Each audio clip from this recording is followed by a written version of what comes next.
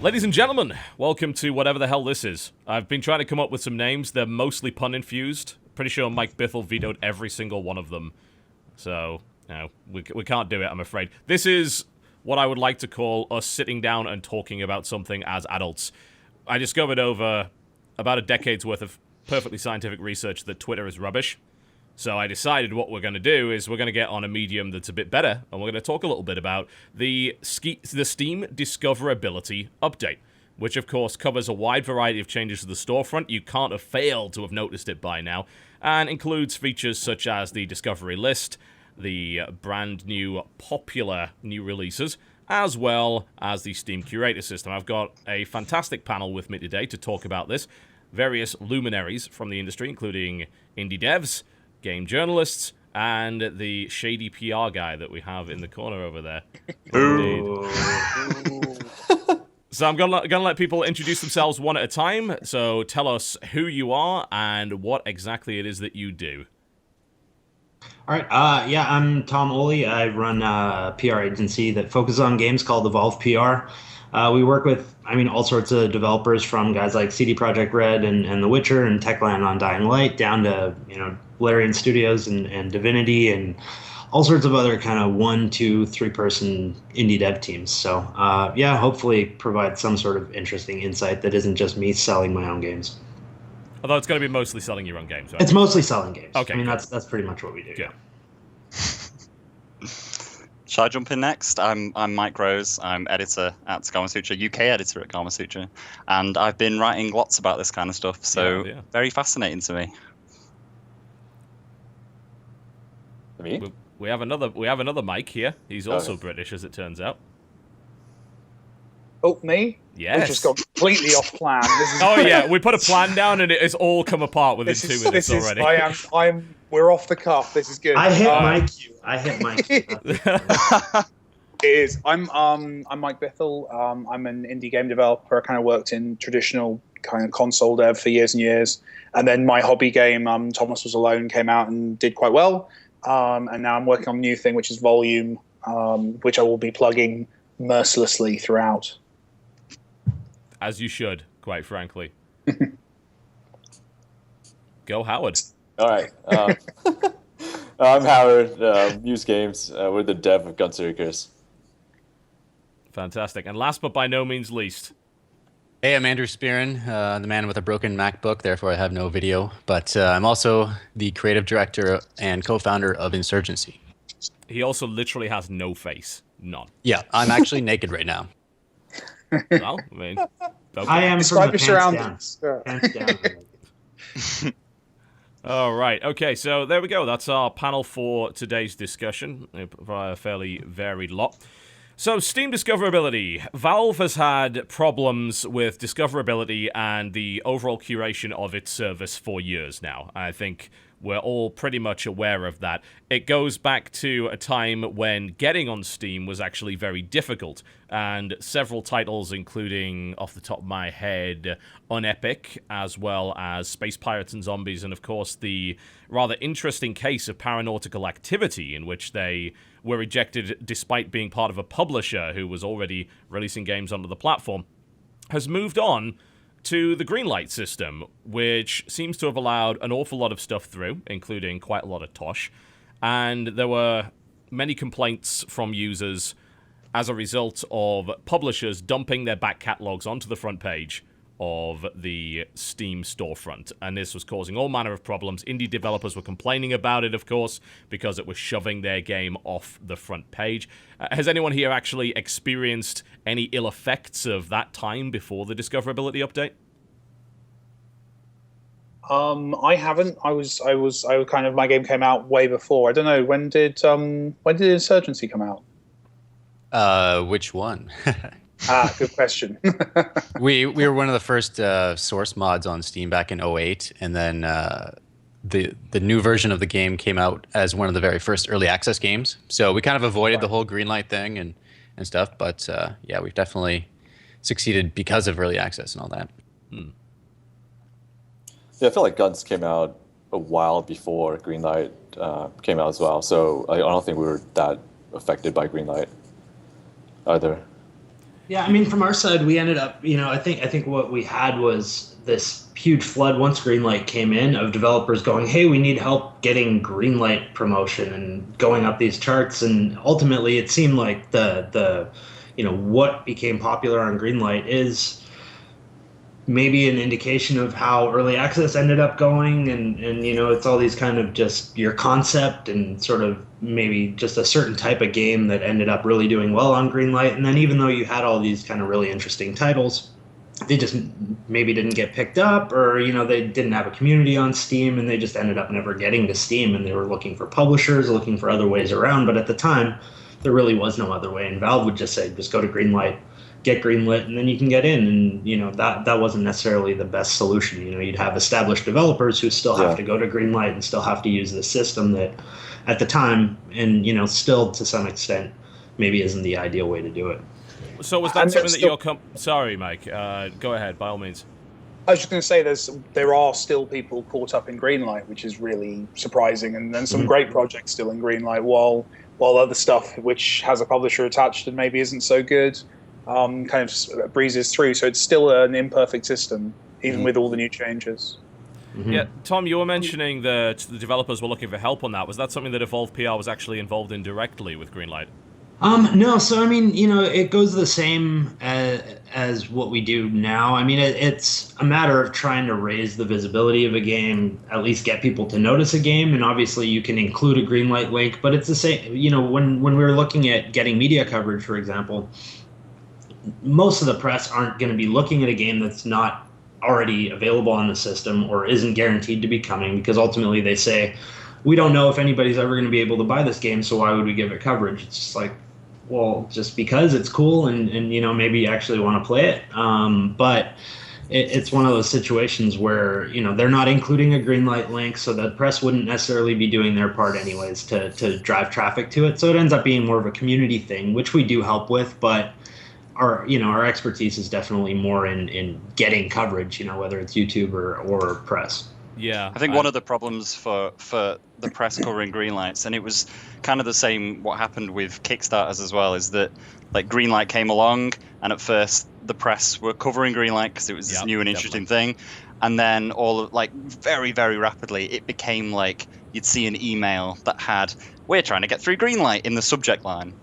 And the problem with that was that shouldn't be in the subject line. That should be like the thing that follows about your game. When people are emailing me about a game, they should be telling me about the game and then mentioning, and we're trying to get through Greenlight as well. But so many developers were saying, we're trying to get through Greenlight, please help us, as if like the press were just meant to help them just because. No, exactly. And I think especially on the indie side, I think that's a challenge, is, a lot of the indie developers who, maybe don't understand the place of the press in this whole thing, or, looking to them to go, hey, do us a favor, link to our Kickstarter, link to our Greenlight or whatever. And at the end of the day, obviously that's not even what the press want to do. So even if they were interested, they'd look at that and go, well, I'm not really here to do you favors. This isn't me being a friend. I'm here to cover it, subjectively. Yeah, I mean, and that's kind of the point, isn't it? And Kickstarter in particular was problematic because one could argue that Kickstarter is inherently anti-consumer in the sense that you're asking money from the consumer base with no real legitimate promise of return, and there's no real consequence other than reputation damage, it seems, to not actually delivering that stuff. And then you got to get down to the idea as either a press outlet or a YouTuber that you have limited space and limited time to cover games, and really the last thing you want to be doing is trying to scrabble through Kickstarter pitches or Greenlight efforts when you have 10 plus games coming out on Steam every single day and you're getting 20 in your inbox every day minimum if you're a very, very large kind of coverage channel. I mean, I guess it's probably easier. It's probably easier for the written press to be covering like Kickstarters, for example, than YouTubers, because you can whack down a paragraph. Yeah, we got to do a video and upload it and do all that stuff. That does take quite a lot of work, honestly, and we get massive fatigue as well on YouTube. If you release too many videos in one day, you can actively lose subscribers in a huge way by doing that. About 1 or 2 seems to be optimal, maybe 3 depending on your format. Any more than that, you're going to see huge diminishing returns, and you're going to see people unsubbing for spamming their sub box. That's a thing. That's a real thing. So I mean, I think that comes back to, I mean, the discoverability problem is, it's something the press and YouTubers and whatnot have to deal with too, right? Is you get now hundreds of games on a weekly basis. How do you stand out with those? And I mean, that's really the huge problem on our side as well, right? And we've focused on trying to pick up really good games and only focus on things that we know that people would be interested in. But at the same time, we send out an email. It goes into an inbox with, I don't know how many, Mike, you tell me how many emails you guys get on a daily basis, but a couple hundred, I'm sure, on a regular basis. And trying to stand out with a 5-word subject line is pretty difficult. Yeah, definitely. It feels like it's kind of the natural growing pains of what's happened in game dev in the last 5 years, that we've seen this enormous easing of the difficulty of making a video game. That you can make something that will find an audience and will kind of perform on some level with relative ease, not necessarily something good, but something that can literally be described as a video game and uploaded onto Steam and have achievements put into it. Just that barrier of entry that used to be there disappeared, and that means and that's not just a platform issue, that's the tools. Unity exists. We all have these amazing tools that allow us to get games out, and that means an amazing democratization of game development, but it also means there will literally be more games. You can't say, let's have everyone make video games, and then when they do, turn around and go, oh no, just good video games though, just the key stuff. Like, you have to open those floodgates, and it feels like that was always going to be a horse that bolted, and it's interesting watching all the platform holders, and all of them, not just Steam, working out now how to bring curation back in a way that doesn't cause, that doesn't censor game development or block stuff from finding its audience if an audience exists. These softer approaches to curation, which is interesting. Yeah, I mean, I wonder if you want to go down the Apple route of that. We had a lot of controversy surrounding their approach. I believe it was, I can't remember who it was that said it, but it was one of their higher-ups that quite literally said that this is not subject matter for a game. This is the kind of thing you should put into a book. I believe it was covering the Syrian crisis, possibly. I think there were a number of fairly politically charged but educational games that were rejected from the Apple Store as a direct result of that. Oh, wow. I don't think we've really encountered that with Valve up to this point.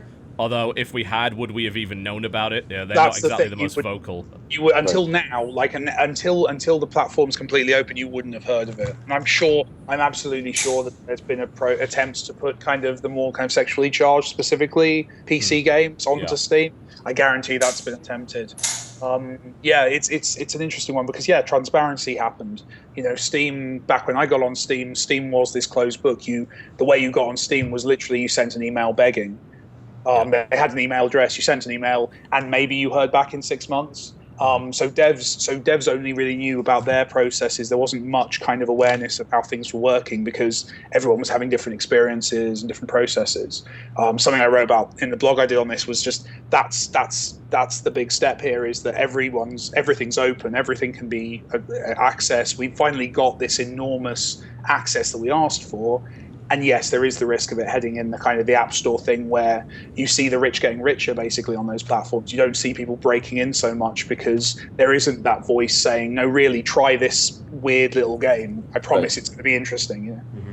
Right. I felt like on the App Store, the established relationship with Apple would entrench a developer or a publisher, whereas on Steam, there's more of opportunity now for, like Tom said, like for a game to reach their audiences, however niche they are. So it's funny though, isn't it? It must be like from Valve's perspective, they must just feel like they can never ever win. They try to do just bit by bit. They try to open the store up a bit more, and then people go, yeah, that's great, but now there's too many games. Oh, my game's never going to sell any copies now. And they're like, what the hell do you want from us?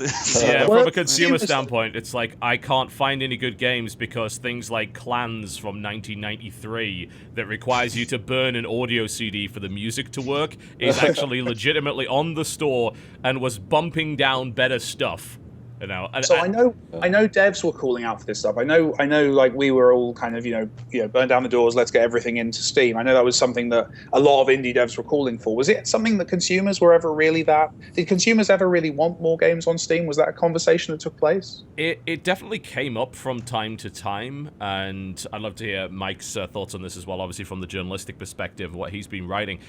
It definitely came up, and I was pushing a while ago for more openness in regards to access to Steam, and just it was more about transparency and the fact that Valve is so infuriatingly obtuse when it comes to pretty much everything they do.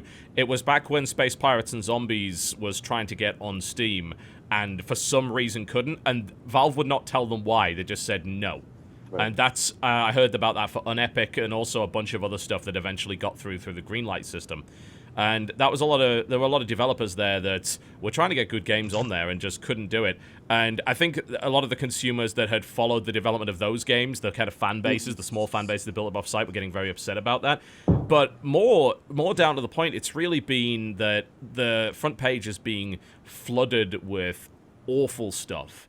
And most of it's not even new either. It's really bad stuff from back catalogs that's being dumped on en masse. Strategy First is bad for this. They've been dumping like 3 or 4 old games that are almost universally tosh on the front page every single week. And that's been frustrating a lot of people. And that's what I heard from the consumers for the most part. They were annoyed because it was hard to find good stuff. So what's interesting with that is, I'm sorry, I keep butting in. What's interesting with that? How dare you be? And if anyone else who's got a Steam contract hears me going somewhere I shouldn't, please let me know. I might be about to break. But the process has changed. Like, I'm wondering if actually what you're describing there, to me, that's not an issue with the Greenlight process, with the opening up. Because they're established publishers with Valve, they'd have been able to bring games within reason, kind of out of the system. But the key thing that's shifted is, in order to facilitate the greater number of games coming through Greenlight, a lot of the Steam backend has become automated.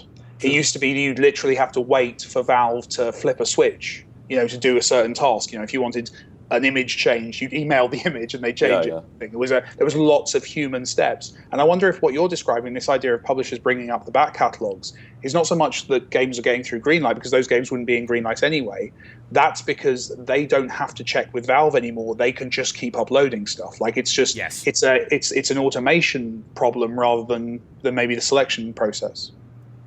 Yeah, that's I think quite accurate. And Mike, you write essentially for a site that it has an interesting crossover, I think, Gamasutra, between the fact that it's a very important industry site and a lot of industry folks are involved in it, but it's also read by a core gamer demographic audience that really is quite interested in a lot of the processes behind the games rather than merely just playing games. Were you hearing from readers about the whole curation issue prior to the discoverability update?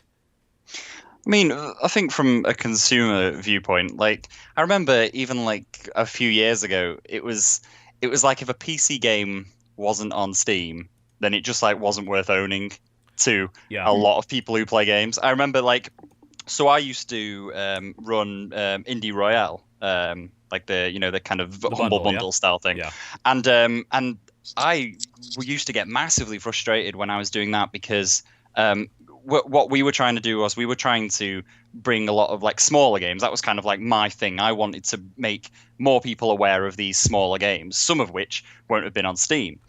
And it was infuriating to find that like there were just hordes of people who would say, well, I'm not buying this bundle because every game isn't on Steam. Yeah, I found the same damn thing. I railed against that so much. It's like, guys, do you not realize if you're giving so much power to one platform and you're generating this kind of pseudo-monopoly here, and it's like, is it really so inconvenient to have something that's not on Steam? Really? But you'd be shocked at how much we have to deal with that, right? We'll have a game that's being released, self-published on somebody's own platform, which kudos to them. Good job. You actually built something that distributes codes and whatever. But people, even something that's on GOG, and I go, this is possibly easier than Steam could possibly be. You download the file, you run it, and you're off to the races. But, journalists, YouTubers are like, nope, not interested. As soon as you say, okay, the game's on Steam, it's like, oh, hi, I just heard about this game. I'd like to check it out. I was like, I've been emailing you about it for months and months and months. Yeah, and I mean, from my perspective, I can kind of tell you why that is. There's a couple of reasons for it. We actually heard from developers that they didn't want us to look at games prior to them getting on Steam because they knew they would only get a fraction of the sales benefit from doing so. And they kind of get one shot at it. I remember even as something as close and strange as I was speaking to the developer of Antichamber, and he told me after we'd recorded our PAX thing, he's like, would you mind kind of waiting till this game came out before you release this video? Because I've been speaking to a few of the other indie devs, and they have like told me that if your video comes out closer to the release date, they just flat out get more sales from it. Yeah. And I held on to that one because frankly, like, what was the benefit to me of releasing that one early? Probably not much. And I think we actually benefited as a YouTube channel from releasing it closer to the date, because there's the other point. If the game is on Steam, people are naturally more interested in finding out about it. If it's not on Steam, it's less so. And you can push people in the direction of a non-Steam game, but the benefit that game will get, which is not really like a huge concern to us, but it's always in the back of our mind. You know, we want to see good games do well at the end of the day.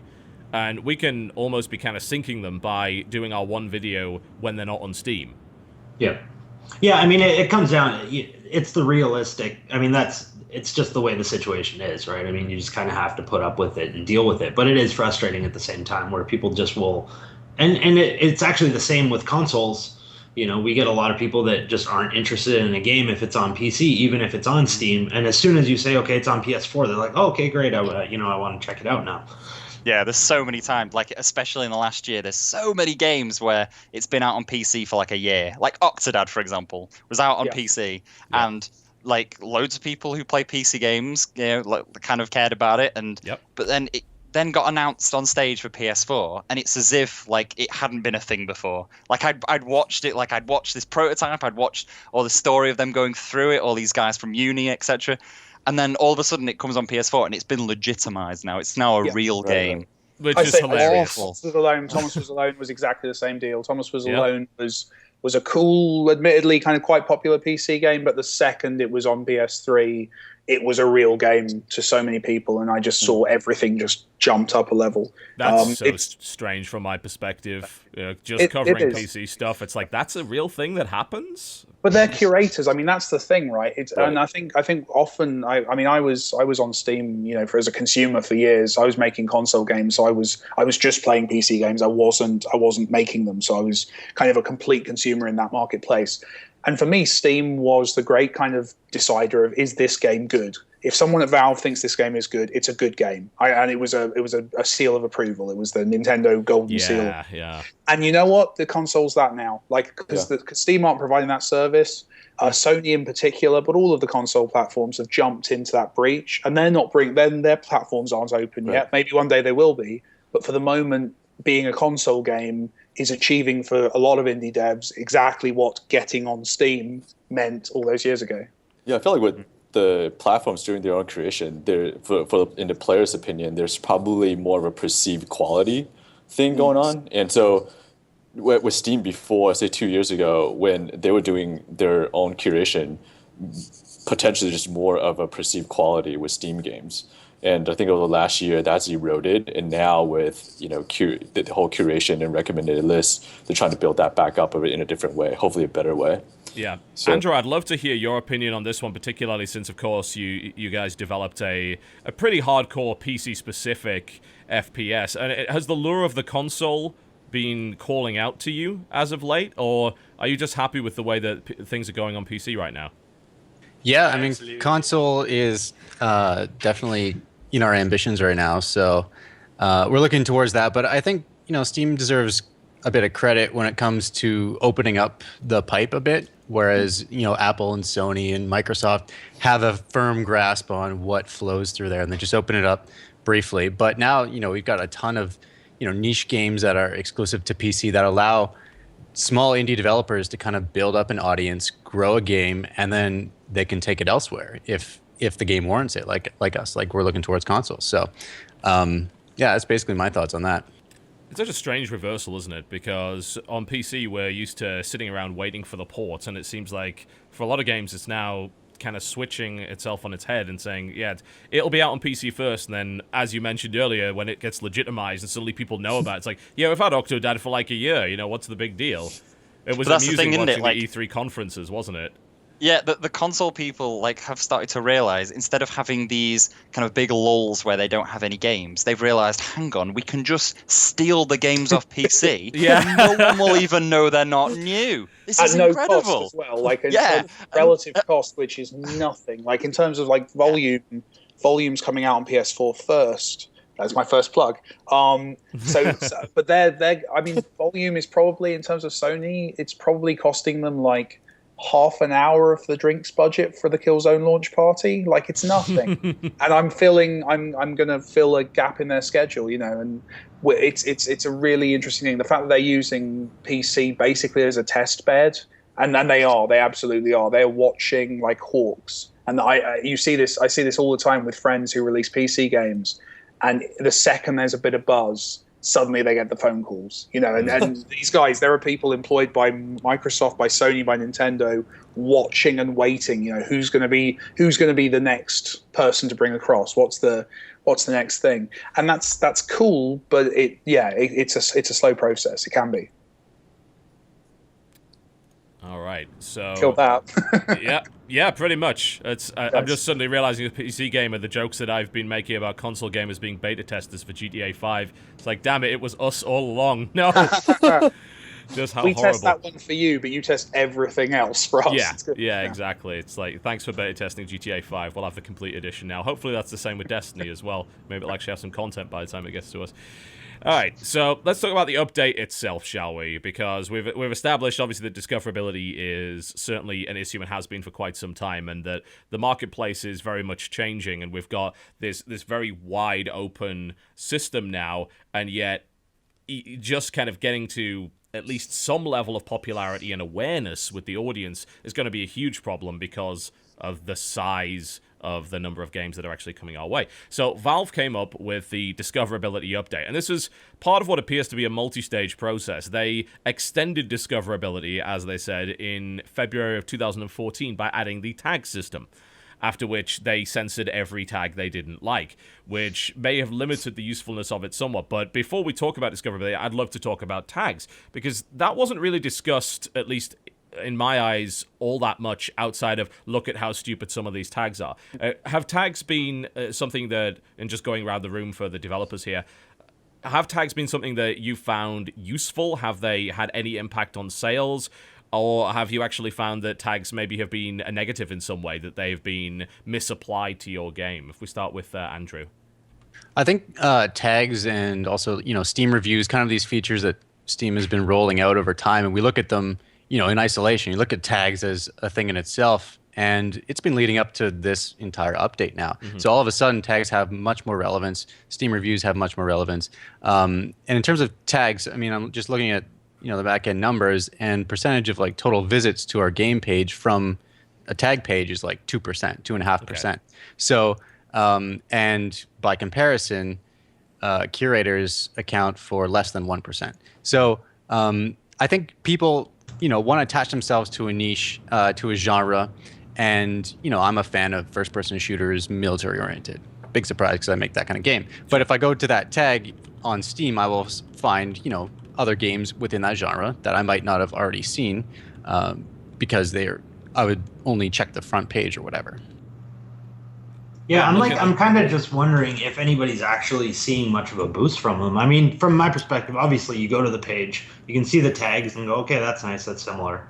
But I don't get the sense that people are going to the page, looking for individual tags, and then using them that way to discover new games. It's more just like, okay, I just want to tag this game, so I'm going to tag it. I think it's part of a two-stage process, really, isn't it? Because you can use a tag to discover other games within that specific tag. If I click realistic, which is on Insurgency, by the way, it's not very useful, because the first thing is Train Simulator 2015. I don't know how much crossover there is between the Insurgency demographic and the Train Sim demographic, but you got things like Spin Tires in there, City Bus Simulator Munich is in there, and then you've got some stupid stuff like Corporate Lifestyle Simulator, which obviously has nothing to do with realism at all. But the other component of it is you go to the page and you want to instantly know whether or not this is the kind of game that you might be interested in. And if you see shooter, FPS, tactical, realistic, and multiplayer, then you're probably going to be a little bit more interested in what's on offer if that's the kind of thing that you're after. But directly, it probably doesn't cause traffic. Yeah, I feel like before, at least on our store page anyways, tags and recommendation didn't really make as much of an impact. But now that they're actually displayed, then it made much more of an impact. For us, I think if I add tag and recommendation, they account for about 20% of the traffic to our store page. Yeah. Wow.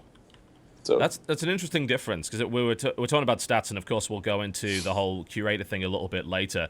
But just as a point, some of the people that brought up their stats for curation, the differences are wild. We're talking like Andrew's saying less than 1%, and then we have, I believe, Z-Boyd, the Cthulhu Saves the World guys, talking about 25%. Massive difference between the two. So when it comes to curators, like I talked to about 24 developers. It was mainly people who have kind of released games in the last few months. But it seems the vast majority were telling me that they've kind of seen less than 1% of their like total views on their game pages coming from curators. I think from what I could tell, like the people who were getting nice boosts, it wasn't everybody, but the people who did seem to have above 1% were people who were in multiple curation lists from the front page of curation. It seems like if you're on curation lists any lower than that, it's kind of pointless. It doesn't seem to really be doing that much. It might do something. That's not to say it's not going to do something in the future. But at the moment, it doesn't seem to be making massive waves for the vast majority of developers. So an interesting one, because I'm in a couple of the bigger. I think I'm in yours actually. I'm in a couple. Yeah, I'm in a couple of the bigger ones, and I'm also an older game. You know, Thomas Was Alone is 2.5 years old. I'm just looking at the stats now, and yesterday. In the last week, I've 15% of my total impressions have been from Steam curation. Yeah. I'm benefiting there. Now, in fairness, my numbers are lower because it's an older game. Yeah, sure. So probably that's because I'm nowhere else in Steam.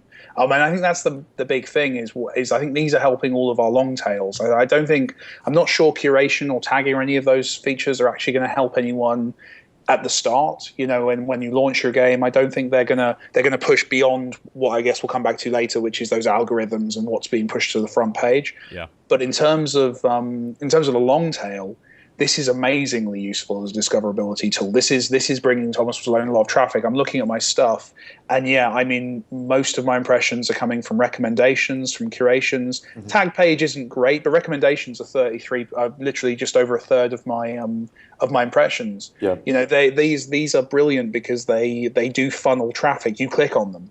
You know, you click on them, and that serves you up another page with more images of my game coming up, and that's the big push. And also things like features you wouldn't even think of, like more like this that comes up on a game page. That's amazing for me. For some reason the algorithm said that Thomas Was Alone was more like Antichamber, and that was my biggest sales boost in months when Antichamber came out, because Antichamber did so well that the page was getting so much traffic that you were getting trickle down.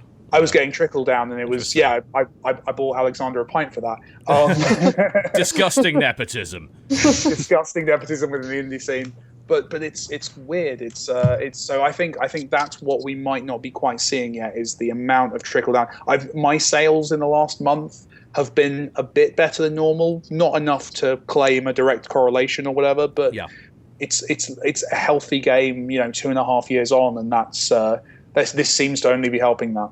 Yeah. Interestingly enough, Thomas was, I believe it was, I can't remember, actually, I'm sorry, whoever it was that said if you're pretty far down the page on recommendations on a curation list, then you're not getting much benefit. Interestingly enough, on my curation list, Thomas Was Alone is 7 pages down, I think. Yeah, but you're still the top list, right? Yeah, of course, yeah. Right, yeah. But and also, like I said, I think my stats might be skewed by the fact that it is such an old game that there aren't an enormous number of people, I imagine, searching this game every day. Yeah. I'm getting about how many views am I getting a day? Yeah, so I'm getting about 70,000 search impressions coming up every day, which isn't amazing. Like, that's not, that's for an old game, it's kind of good, but it's not like incredible. That's an interesting number, actually. That's not something I'd really heard of. Like, how do you think, Howard and Andrew, that actually compares to your numbers? Because your game's been out for quite a while. Probably not, definitely not as long as Mike's. But what are the kind of numbers that you're looking at the moment? Like, let's get into these stats here. Yeah. When it comes to searches and, in general, where are those actually coming from, to the best of your knowledge? So I'm looking at search results. Impression-wise, we're 150,000, so a little bit more. Mm-hmm. Yeah, that's what I expect. Yeah, but not like crazy, sort of crazy spectacular. And as far as sales, like I was just filtering, looking at Steam's sales site thing, and so like I started from 23rd, which is the day they launched the new Steam, till today. Sales wise, I think we're definitely seeing the boost about 60%, plus 60% over the last week. But I mean, I think my question is just like, initially, I think it's great. I wonder how it was sustained, if it was sustained over the long haul. Because I mean, I feel like maybe potentially there, people seeing like our game from TB's curation list or from different curation lists, and if there will be a kind of a diminishing return or saturation at some point. It'll be interesting to see. Yeah, I will say the 23rd was my best sales day in months. Okay. Like, just the amount of extra traffic that was obviously coming on to look at that. Right. And since then, probably about the same as you, about 60% higher. It's too early to call, but it's helping. It's definitely had a good effect. Sure. Andrew, I'd love to hear your perspective on this one in terms of the numbers that you're getting. Sure. Well, it's important to note that before this update, like, we didn't have all these in-depth stats that Valve has just given us. True. So basically, all I had to go by as a reference was Google Analytics. I mean, we could embed a Google Analytics code into the store page, and you can watch how many visits you've got, and that's great because shows you where they're coming from and everything. So to put this into perspective, about the week before, we had around 5,000 hits a day, maybe 8,000 on a good day. And on the 23rd, when this launched, we immediately went up. I forget what it was. But by the next day, I think we went to like 35,000. And then the next day was 83,000 or something ridiculous. So and now it seems as of like Monday, Tuesday, it's leveled off at around 33,000. So that is a significant increase in visits to our game page just based on the heightened visibility. So and that's, when I look at all these numbers, the vast majority of visits and impressions are coming from the discoverability queue, or this discovery queue, which obviously it will basically force a game into your window and say, hey, look at Insurgency now. But that's the vast majority. But our sales have gone up as a result. So I don't know. I can't really complain about anything that they have or haven't done yet. So. It was just like an immediate drastic appearance. I guess that's why I'm here, is because I wrote this blog post, first results in the first 24 hours of results. And also I should mention my background is, up until a few months ago, I was working a day job on top of Insurgency. So my day job was a designer, like a user experience designer for a national newspaper company in Canada on their innovation team. So I was actually working on a project that had to do with personalization of the news and what kind of news you get served when you go to a homepage. Because to the media business, it's really important that they're driving to you an editorial message, that they're giving you what's the top story and all that kind of stuff. The editor is king in the news world.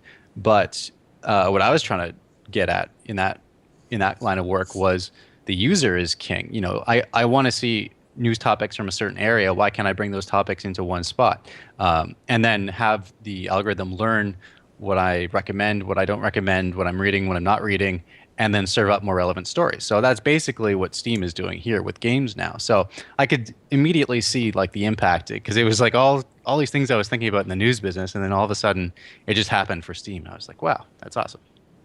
The discovery queue is an interesting one because I think it's possibly the one that users have complained about the most. Outside of the good old, we don't want to hear from this YouTuber we don't like argument, which I don't really think holds a lot of water, the discovery queue takes up a decent chunk of the front page, and it kind of takes you on this Pandora-style journey through a lot of stuff that, frankly, you might actually end up hating. If I'll click mine right now, and the first thing it does is take me to a game that's not out yet, which is lovely. It's Civilization Beyond Earth. Although I'll give it credit, yeah, that's something that I would be interested in. And it tells me why, of course. This game is in your discovery queue because it's a top seller, at which point I smack my head against the desk. It's like, you're buying a Phyrexis game on day one. What's wrong with you? Do you not remember Civ 5?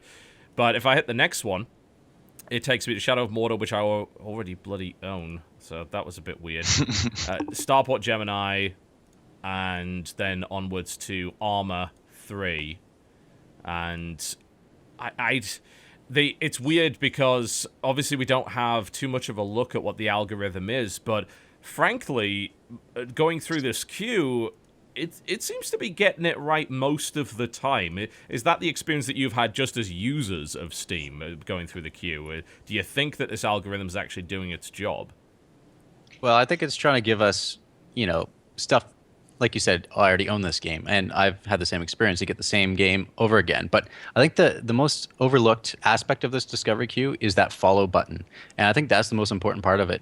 I'm not sure about these other games, but our game went from around 5,000, just under 6,000 users in our official game group in the Steam community, which we, host beta testing events. We put out all our announcements through that group. Mm-hmm. And today we have over 17,000. And I was looking at the Long Dark, that well-timed launch early access with this update, and so in the main capsule, and they have over 50,000 when I last checked. 50,000 followers for an early access game. So, I mean, those are potential customers if they haven't already bought the game. And same with the wish list. Right beside the follow button is the add to wish list, or it's the not interested. So, and for us, we were on over 150,000 wish lists now, and I don't know what we were before, but by comparison to just when this launched, we're on 138,000. So just within the last week, we've gone up quite a bit. Yeah, and that's sort of, that data sort of follows what I've heard from the Long Dark guys, because we were handling review codes for those guys. And yeah, it seemed like basically once the update hit, they were talking about how many more wish lists they were on and whatnot. So I don't have specific data, but it does seem like it's driving a lot of that activity. If I'm looking at my discovery queue, it's tough to say. It's a lot of the same games that are just in the main capsule anyways. It's a lot of, games that are doing well. It's, acclaimed titles. So it's probably relevant. These are games that are probably relevant to my interests and to the other stuff I'm playing. But at the same time, it's also a lot of the stuff that I would have been seeing anyways, because it's on the top charts and good games. It is what it is. So it's diving all that deep, does it? No. In terms of really trying to dig hard to find you something that you might be interested in, but have never heard of in the first place. And part of that might be the algorithms, right? Depending on what they're weighting and what's important to them, it might just be, okay, these games are doing really well, the reviews are super positive, and it's selling well, so you probably should play it. Which is a valid point, I think. Yeah, I think it all comes down to also what's in your Steam library and what your friends are playing. The real cornerstone to this update is the Steam community. If you don't have an active game community on Steam, you probably won't have a dramatic increase in the discoverability of your game, because the more people are playing your game, the more people are reviewing your game, the more activity there is, the more data they have to draw from, and that'll really boost it for other potential customers. So do you think that the queue isn't going to really work for people that don't have that audience there already? Is this going to help them find an audience, or is it a case of if you don't have one already, then you're still going to be left out in the cold?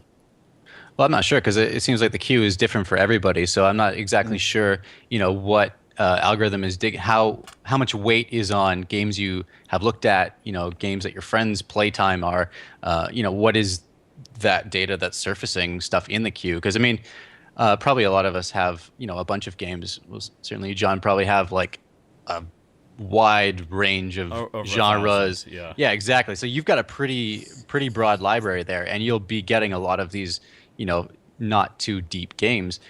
Whereas somebody like myself who mostly has like first-person shooters or strategy games, I'm seeing like Company of Heroes show up, like the original one, or Brothers in Arms, from years ago. And I'm thinking, oh yeah, maybe I should go back and take another look at that game. Yeah, I guess what I'd be interested in seeing. I got you, Mike. What I'd be interested in seeing is, sort of I'd love to see some data from smaller developers, guys who never really had, they weren't a huge success, but maybe guys that had really good reviews or, just an acclaimed game. Does that sort of, has it helped those guys? Because like I said, I'm seeing a lot of the same games I would have seen anyways as part of the top sellers or games that are popular. I'm not really getting suggestions of games I've never heard of or, things that I didn't see everybody else playing already or that weren't in the charts. That said, of course, like we're in the position of probably knowing more than the average bear about this kind of stuff.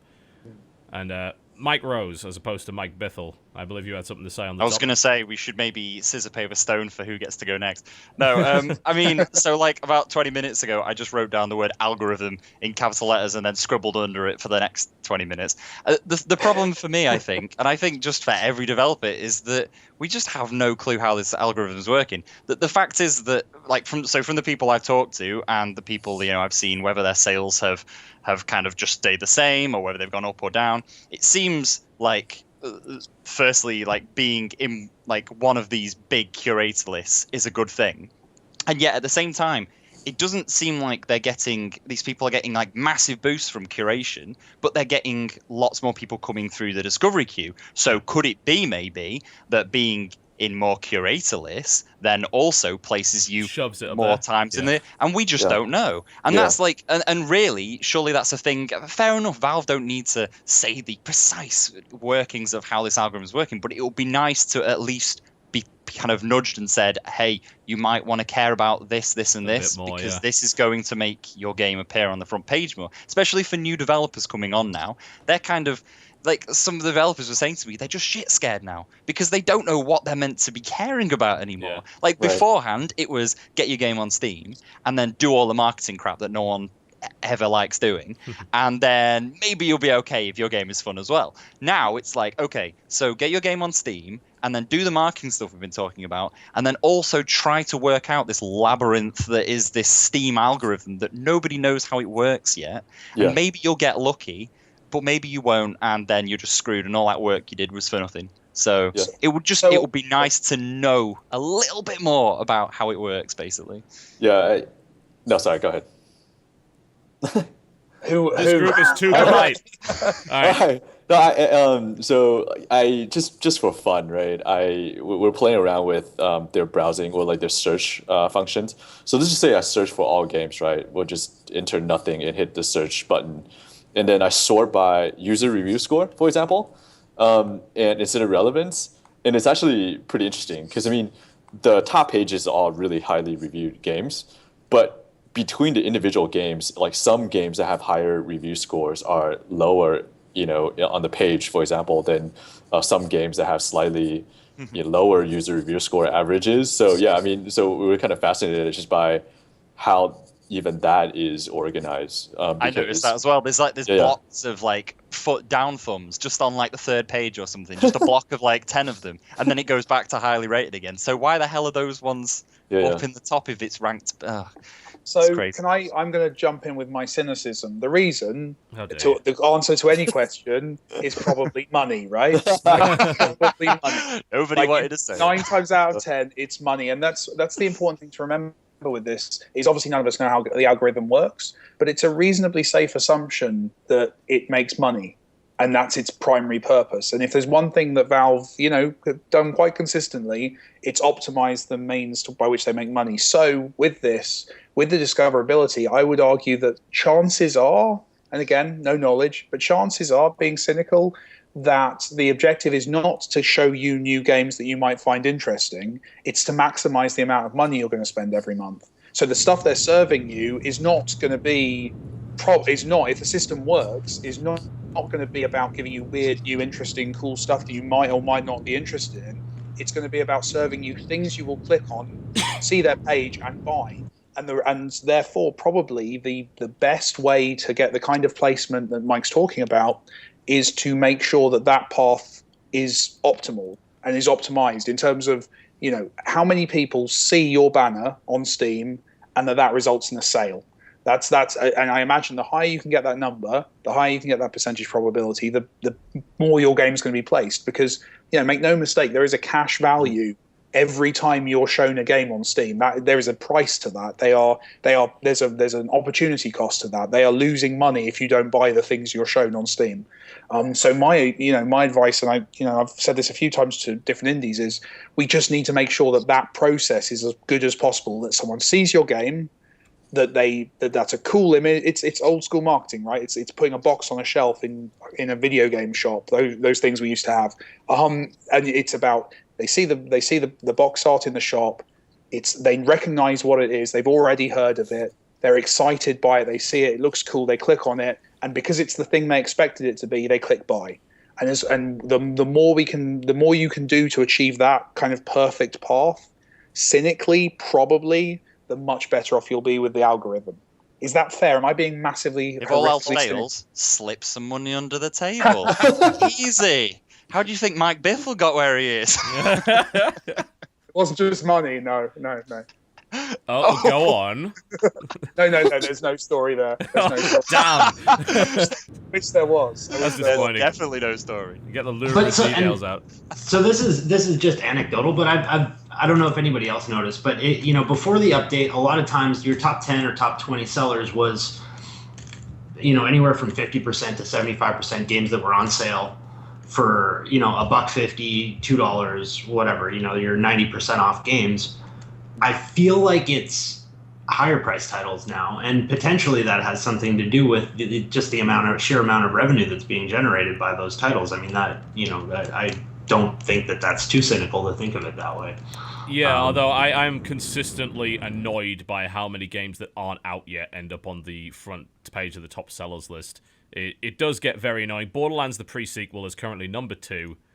Why? I'm looking through to see, is there a big benefit to buying it? No. It doesn't look like it. You get the Shock Drop Slaughter Pit, which I assume is some little battle arena thing, which historically with Borderlands have not been very good, and it still costs the same. You don't get a discount or anything, and yet it's still number 2 on that list. And I've always been a little skeptical as to how that list is populated, as the revenue thing, Tom, seems very valid, because obviously these games are much more expensive, but are that many people really pre-ordering Borderlands the pre-sequel to the point where it is almost above Middle-earth Shadow of Mordor, which is the new hotness, and is beating other things? This is the thing with what I'm talking about. This is the kind of stats-driven shop we're talking about. This isn't your kind of traditional shop where something's on the shelf for a week and then they take it off the shelf or put it to a worse shelf. Yeah. This is updating in real time. What will have happened there probably is they'll have shown the Borderlands box art to 100 people visiting the shop. They will have noticed that of the people they show it to, there is a very high proportion clicking it and buying it. That will then lead their choice to serve it to more people, which has an exponential increase on the number of sales it's generating. And then, because it's done that so many times, it goes onto that top sellers list. Okay. And I'm sure the other devs will back me up here. If you make it onto a top sellers list, that's when the money goes. Like, that's when it gets ridiculous, because that's exposure as well. And you've got these layers of effect. It's a self-fulfilling prophecy. Basically, what Valve do is they look at the very small number and they work out whether that's worth if Borderlands, let's say seeing a Borderlands advert on Steam nets you maybe 5% of the people who see that buy it, and there's another game where it nets about 2% of the people clicking it buy it, that 2% of the game is not going to get shown as much as Borderlands, which is a self-fulfilling prophecy. Borderlands will sell better because it's just being served on more screens. And then, you get the exponential effect. We're not seeing a meritocracy in terms of sales. It's not a case where every single PC gamer is being shown a Borderlands advert and making a decision whether that's something they do or don't want to buy along with everything else. They're being shown it weighted by its previous successes defining its future success. And that's exponential. Yeah. Yeah, and I think that leads nicely into the curator discussion, doesn't it? Because the argument could be that if curators end up being influential, then that's kind of the great equalizer, isn't it? That's a tastemaker saying, ignore all of this marketing because this game is good and you should be paying attention to that. And that's something that I think it's less of a new idea. Because, frankly, to me, the curator system is merely transplanting the influence that people like YouTubers or large websites like PC Gamer and Kotaku, etc., already had onto the storefront itself and making it either more accessible to people or just more convenient to follow. And I actually have a few stats of my own on this particular subject. Because the curator system, for me, is interesting because whenever I do a recommendation, that recommendation is going to show up in full on the store page because my curation list is the most followed. And that's apparently how they're determining it, as far as I can tell. If I go to Dishonored, mine is the one that shows up. There's little icons for PC Gamer and Jim Sterling and Jesse Cox, etc., but I get the quote and I get the review link. And I thought to myself, well, that sounds like an incredible amount of power. I wonder how much that's going to drive to my YouTube channel. So I decided to look at the stats for my latest video, which is for Shadow of Mordor. Obviously, very relevant to people. A lot of people are seeing my recommendation because they're hitting the store page. So how much of an effect is that having on my views? And the answer is, out of 444,000 views over the last 2 days, it has given me 1.2k. So bugger all, basically. Having said that, though, like, I guess you are getting ridiculous number of views in the first place anyway. So, like, for a regular, like, for someone like Kotaku or Polygon, etc., that would actually be a high number for them. Like, it wouldn't be 1%. It would be, like, kind of 20 plus percent. So it's maybe difficult to see the benefit that you are getting because you get so many views in the first place. Yeah. So I don't know. It might be interesting to look at one of the smaller people's numbers, but yeah. Yeah, I had a look at some of the older video numbers that have pretty much died off and I wasn't getting views for anyway, and I was looking for spikes, and I did find them. They just weren't all that significant. The Dota 2 is a good example because obviously that's a very highly visited page, and mine is the main recommendation on that as well. And the spike over the course of about 4 days was about 4,000 views on a video that's about 2 years old and wasn't really getting any traffic at that point.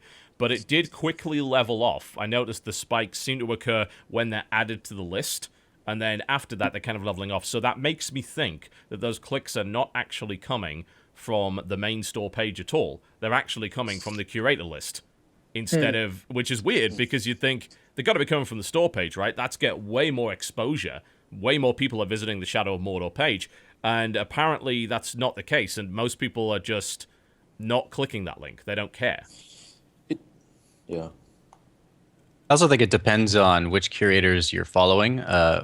And that's what will affect which games will appear, like to you as a user. Because I just opened up Steam again and completely logged out to see what the curator placement is, and it just lists the top one. So you're right there, PC Gamer, Jim Sterling, but doesn't recommend any games based on that until you go into the curator page, then gives you a list. So there's a few components to it. The curator list is only one component. The recommended lists that curators put out also put something on the store page, regardless of whether or not you are following that curator.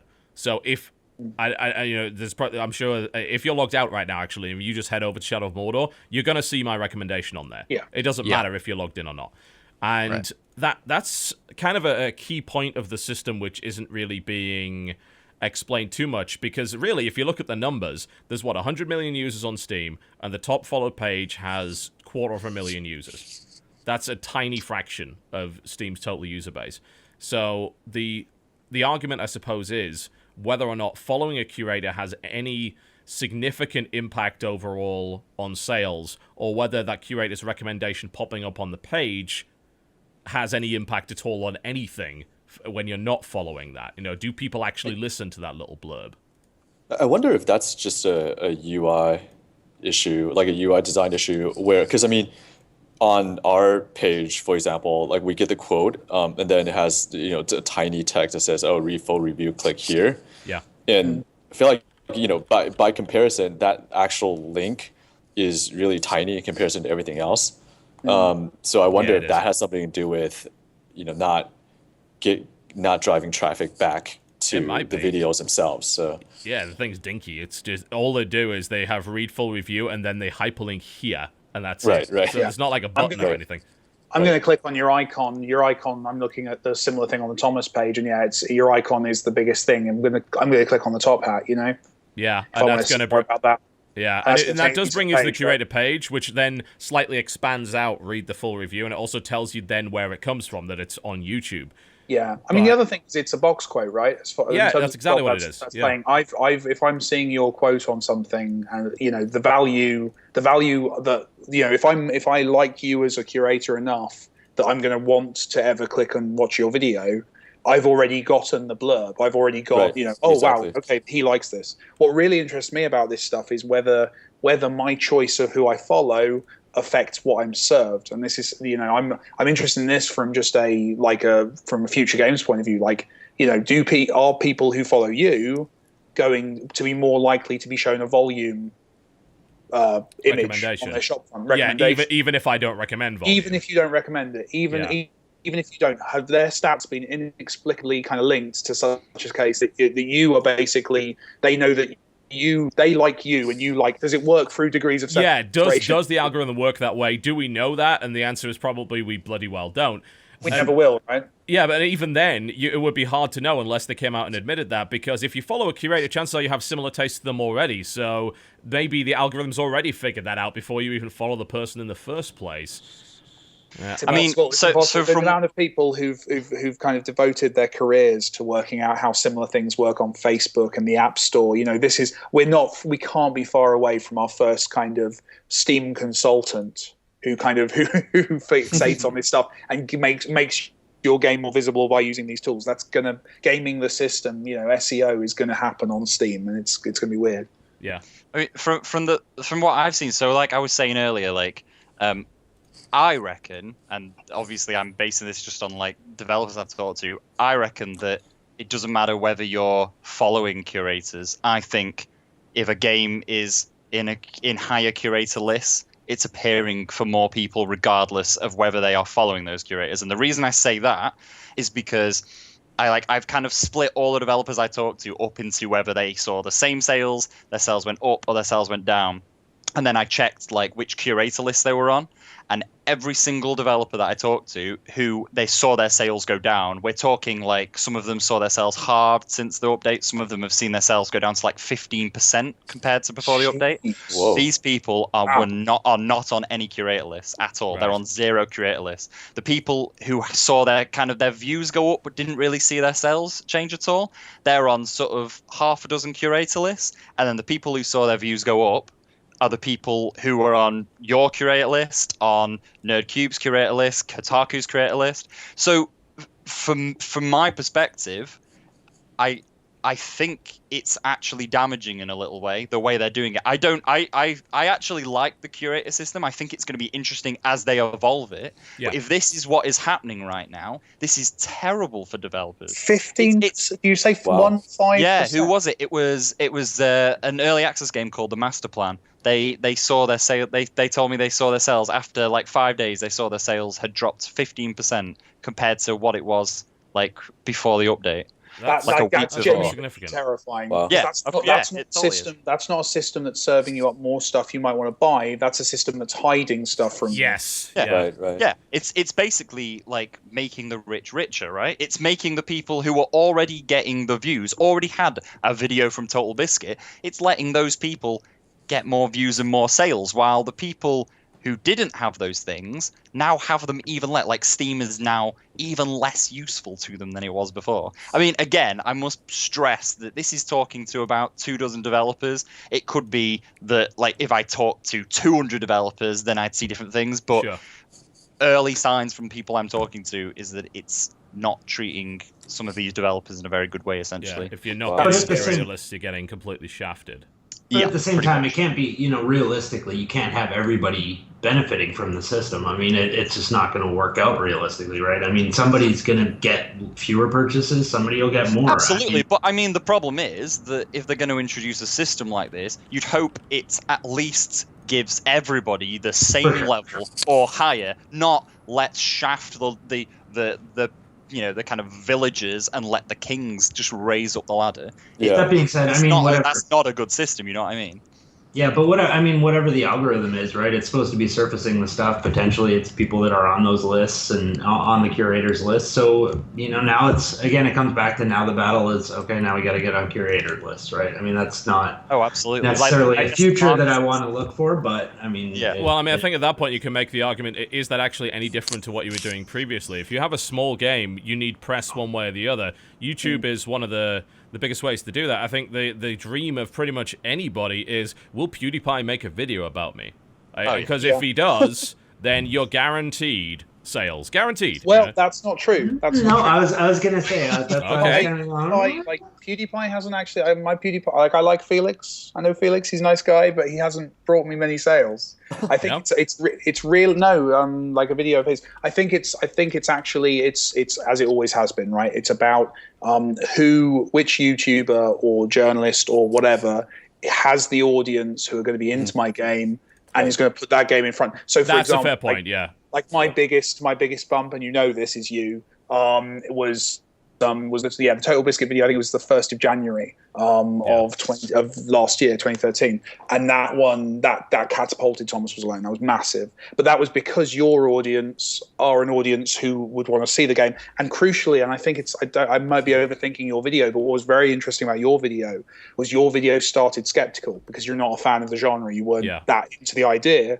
And then over the course of the video, you like it and you come around. And I think that there was an aspect of that, intentional or not, that your audience watching that video went, I don't like platformers, but he likes this one. Okay. Yeah. And I think that was a although you've got to be careful, that can have the opposite effect, because I legendarily don't like platformers. So if I like it, chances are your platformer sucks. So you got to watch out. Many people have been of that opinion in progress. Yeah.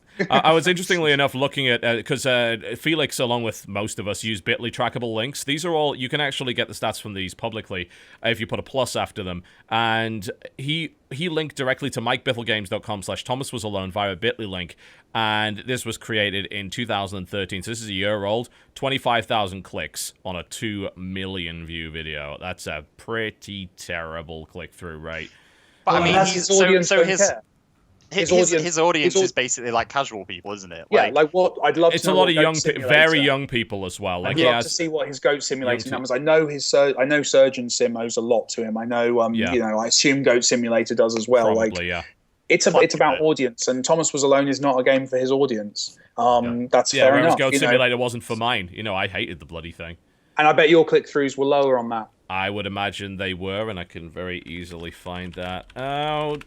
Let's have a look. The thing is, the click-throughs are always a bit weird because I usually link to Steam, and frankly, that makes the whole thing pointless because most people are not going to click a Steam link because they have Steam up already.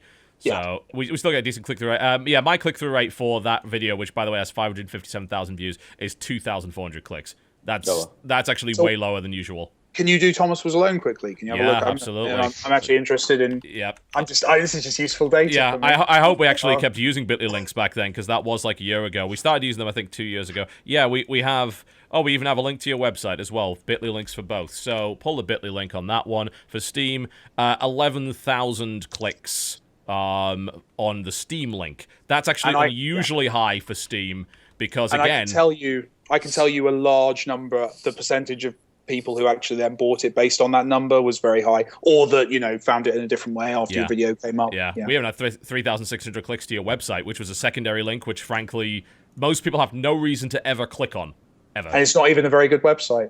Yeah, it's rubbish. But but that's something that we see a lot too. Is depending on the game, you might get NerdCube to cover the game, but if it's just not a right fit for the audience, they're just not clicking through. And ultimately, you might as well not have done it. And we not to say that you want to go, okay, no, don't cover my game, but at the same time, we saw it with Divinity Original Sin, and like Sven at Larian wrote a whole blog post about it, about reaching relevant audiences. For them, we fought so hard to get guys like IGN and Kotaku to cover the game. They didn't do anything in terms of, actually moving units, in terms of, at the time it was pushing the Kickstarter, they didn't do anything. Then, Jesse Cox covered it, Angry Joe played it, and then bam, those converted into actual dollars, and rock paper shotgun converted into money. It's like those are the sort of things where it's really so much more about relevance, and we see that with all of our games. I mean, it's like you can spend all your time pitching IGN, but if it's not the right game for them, you might as well spend your time somewhere else. Well, this is what I just spend all my time like telling developers now. Like, it's an awful thing to say about my own job, but I basically, like, when developers say like, "Oh, how do I get YouTubers to cover my game?" I just tell them just use us, because YouTubers look at what the press are covering. Yes. I go, you don't even care about the press cover. It's not the numbers that you care about. It's because you are going to get covered by us, and we're going to cause this little tiny spike to your website, and then the YouTubers are going to see that we've covered your game, and they're going to cover it, and then the graph, suddenly the spike we cause won't be a spike anymore. It'll be this little blop at the bottom where this other spike that the YouTubers caused, and that's just awfully. That's what I tell people now. Just use me to get to YouTubers. Launch YouTubers after. That's just that's the lay of the land now. And it's awful. It's awful, but it's the truth now. At least we still have a job. Sites don't really cover games post. Yeah, but that means you have the power. You curate the curators. You see. Yeah, but who curates the curators of the curators? That's a great question. It's funny because at the same time we're almost taking it from the exact opposite stance at times, where a lot of, I mean, let's talk about, say, traditional top tier press or whatever. At this point, if you're coming at them with an indie game, unless you have, just this totally obscure concept or something that's really cool that they can immediately latch onto, you need to build that buzz before they even care. Yeah. If you're saying that you need press to start paying attention before the YouTubers are going to start paying attention, but the press aren't going to pay attention until the YouTubers are paying attention. Yeah, that's definitely a bit problematic, isn't it? So from our side, it's pretty difficult. Yeah. But then you just have to be crafty. And I mean, every game's a different scenario, right? I mean, Mike, at this point, you can go and you're sort of in the indie plus realm, and you can get that coverage. You can get YouTubers to pay attention, and it's not so hard. Whereas high and mighty he is. Right. But if you're this like just up and coming developer, you've never released a game before, it's tough. YouTubers have probably an easier, a lower barrier to entry, where it's like if you have a cool concept, they'll go, okay, whatever, we'll play it. We'll check it out. So I think there's the third option, the third kind of thing, because you're right. It's so much, once you've got that one game out there that you can hang stuff off of, people just take you seriously. It's amazing. Mm-hmm. But that's lucky, right? That's mm-hmm. And it goes back to what Mike Grove said. It's successful people becoming more successful because you're the ones who are in front of the audience. But what I do think is interesting is the role other devs can play in this. That I know that I got on Steam, for example, because another dev who was quite successful and much more successful than me, just sent an email on my behalf. I know that happened. I know that there are plenty of games where I've seen something on Twitter that maybe 50 people are talking about, and I'll get a Steam key and send it to a YouTuber that I think it makes sense to. And you have these kind of relationships where, and that, people will call that nepotism. People will call that a clique. I don't stick to specific social groupings with it, so I don't know. I think I'm okay. But basically devs help each other out as well. And if there's a game, if I see a really cool indie game that I can get excited about, I'm gonna give my a YouTuber I know who I think would like this and would benefit from having on their channel. I'm gonna put those two people in contact. And I think a lot of devs do that to the extent that I'm now getting sent press releases. Right, and I mean, so that's where it's bullshit. I mean, curation sort of strengthened the idea that there are people with influence that you need to make sure see your game or hear about it, and that's from our perspective, that's sort of always what it's been about, is trying to get people to talk about your game. And that's where, whether it's YouTube or press or other developers or just general public, you just need to get people to start talking about your game. Yeah. And every tool that Valve gives us, let's say Curation or YouTube or whatever, it just helps have more avenues. And as soon as you can get into one, at the end of the day, it still means that you need a great game. Otherwise, nobody's going to give a shit anyways. But yeah, that's never said, right? That's a big part of this. Like, if your game is not like a Metacritic 7 or over, then none of this will work. Like no amount of help, no amount of great marketing will save you. I think unless Thomas you're was Goat alone. Simulator. Yes, But that was deliberately bad and also aimed at YouTubers. And I don't care what Coffee Stain says. That was aimed at YouTubers and PewDiePie, obviously. But is that not then, like, because I know loads of developers now who are purposely making games for YouTubers. Loads of them come up to me and say, like, they ask me what elements will work for YouTubers. But the thing is, it works though, doesn't it? Like, well, no, I think you can be smart with it. I think that bubble's about to burst. I think the silly YouTube game that feels like it's run its course, and I'm sure even the horror face cam game has kind of run its course, really, hasn't it? Yeah, Everyone trying to be slender. Unless you're really interesting, like Five Nights at Freddy's, which really isn't actually a horror game at all, then you're probably not going to get very far on that particular bandwagon. So when I say Metacritic, that's of course me being lazy. Like I just mean like successful, like in a good game by whichever criteria judging good game. But I think being mindful of YouTubers is massive. Like there's, I'm putting into the next game, I'm putting, a level editor because I need endless content because I want Let's Plays that run for 100 episodes, and you can't do that with Thomas Was Alone. I'm thinking about these things. I'm thinking about whether the game is fun to watch. And that's making some choices in terms of the art, in terms of the way the game presents itself is so that content can remain interesting visually over time. I think you can factor it in on that level, but frankly, the second you start making a game that's sole purpose is to go viral on YouTube, I think you're going down a bad road, because unless you're massively successful, like that to me is either you're going to absolutely flop or absolutely go massive, and those are risks I'm not willing to take with a video game. Yeah, I mean, also you're compromising possibly your own principles in game design to try and pander to a particular demographic, which seems like kind of terrible. And Andrew, I'd love to hear your thoughts on this one, because Insurgency has several very high-profile videos on YouTube.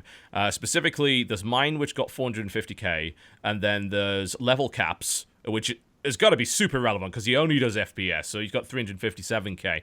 And Frankie on PC in 1080p actually got 723k. Again, very, very relevant.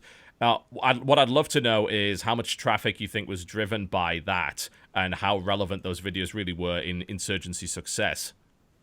They've definitely made a difference. I don't have the data open in front of me, but I know that whenever one of those videos come out, there's a spike in sales. And that's just probably because, you might think military FPS is low-hanging fruit in the games world, that lots of people would want to buy it up. But in fact, it kind of goes against us because people are constantly comparing us to Counter-Strike, to Call of Duty and Battlefield. Yeah. And it really, we got to break that stigma somehow.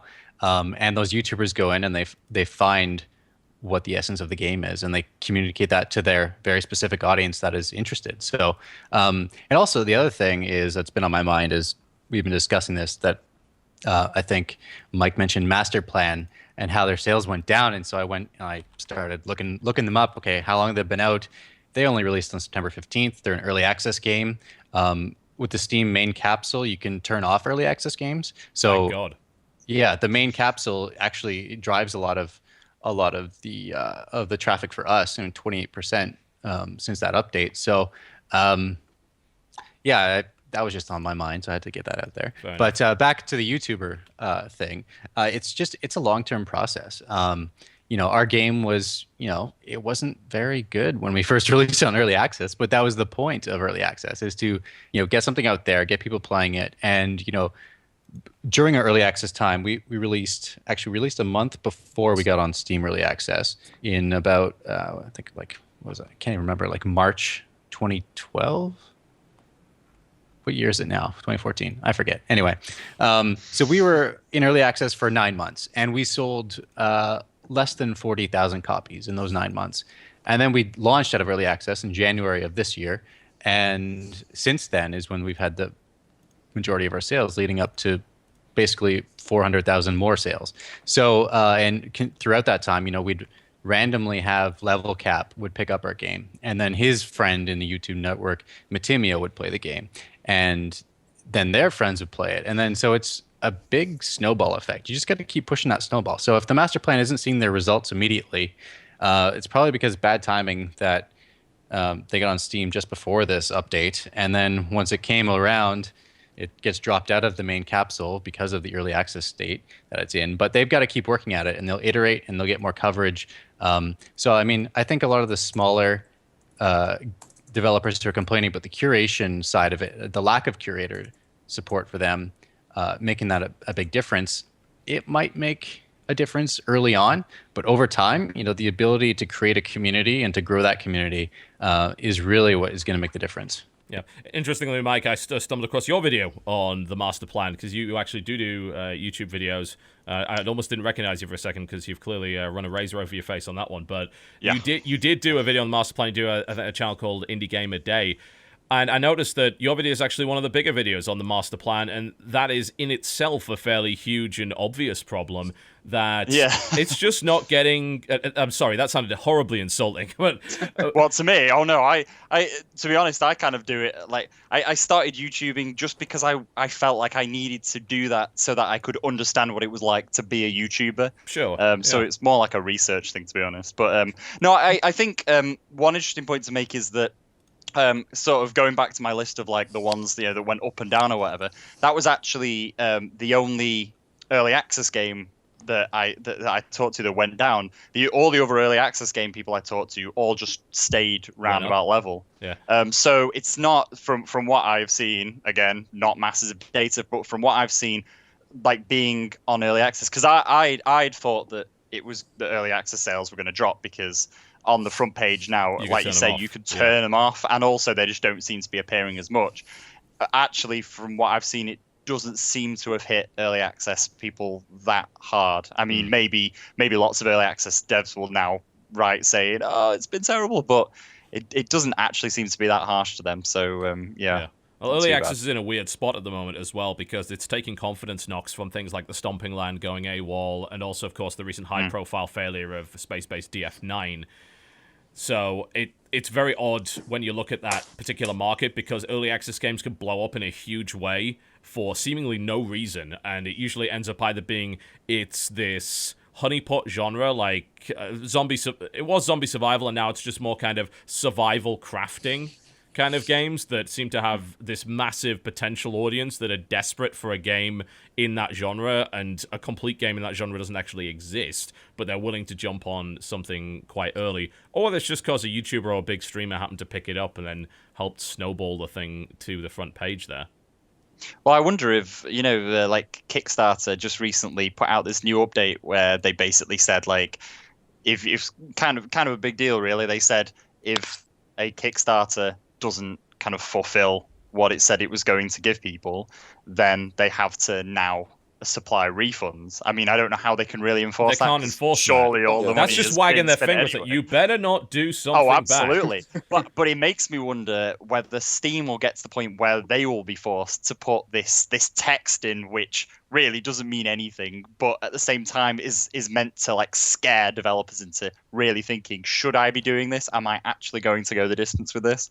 Again, it won't do anything, but it might just deter some people who kind of clearly like shouldn't have started it in the first place. Early access in the first place, yeah. I'm glad that we're sitting here with an early access success rather than one that bombed to all hell, because that would just be a little bit awkward, I feel. But you don't hear many early access successes besides, like Daisy or Rust, but they've already got that established audience. But mostly it's like, oh, this early access game is not worthy of being on Steam, or this early access game sold 2 million copies in 3 months. Yeah. I think in your case, you just had a smooth early access process, didn't you? I mean, you just went through early access, you released, and the game was good, and then you did fine, right?